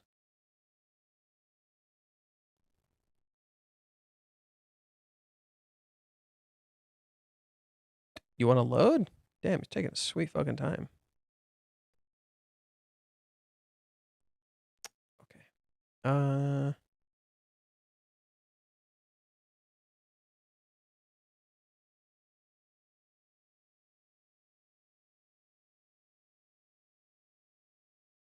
Yeah, it's probably gonna end at like 8 if we're lucky.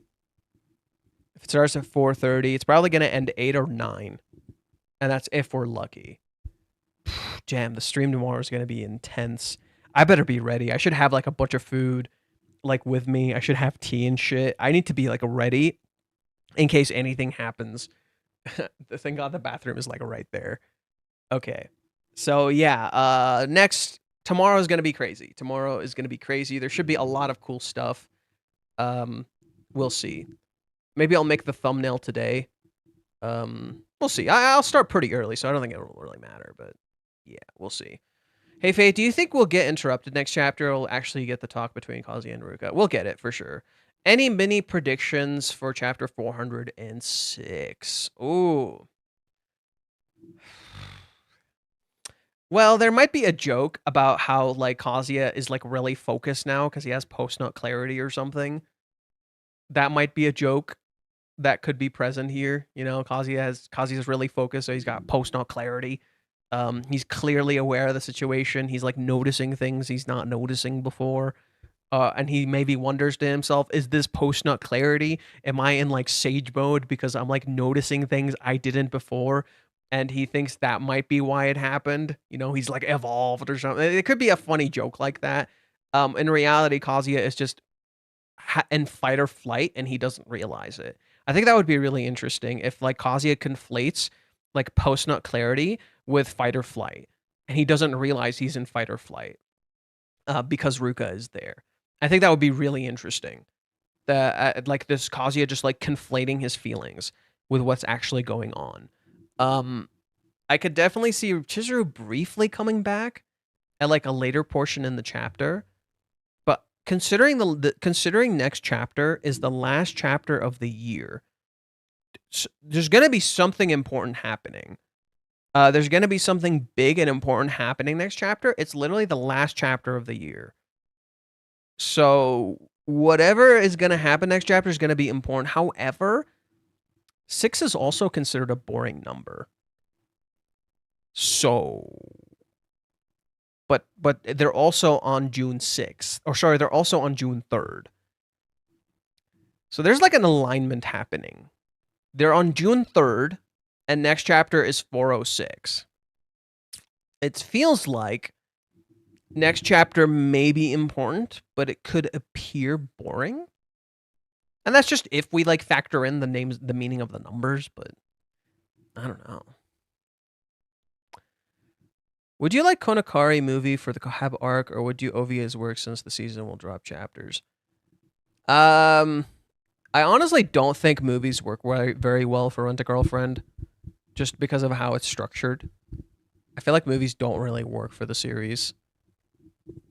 For the most, like Hawaiians is like one of the only cases where a movie could have worked. Theoretically, it could have worked. I don't think it does. I think theoretically it could have worked. But I don't think movies would work. I don't think a movie would work for the cohabitation arc. I don't think so. It's not structured for a film format. It doesn't really work. Nor would I think OVAs would work. It feels like it just needs a proper season with proper pacing. That's how I feel. Can you make a poll of what games the chat will think win Game of the Year? I'll make polls as they're happening. I'll make the polls as they're happening.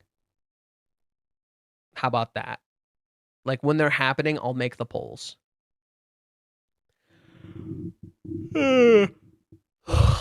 Okay. That's it for today. This was probably like a shorter stream. Yeah, this was only like 3 hours, which is not bad.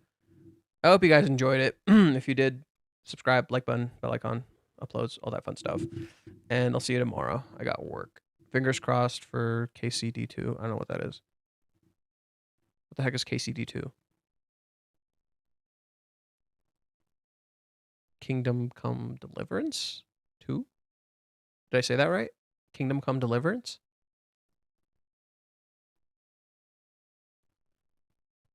I think that's what it is. No? Was I wrong? Oh. Kingdom Come Deliverance 2. Oh shit, I was right. Fuck yeah. Never played it. I've just heard about it. Okay. Good night. See you guys tomorrow. I'm toast. I want to go to bed. GG's. Bye-bye.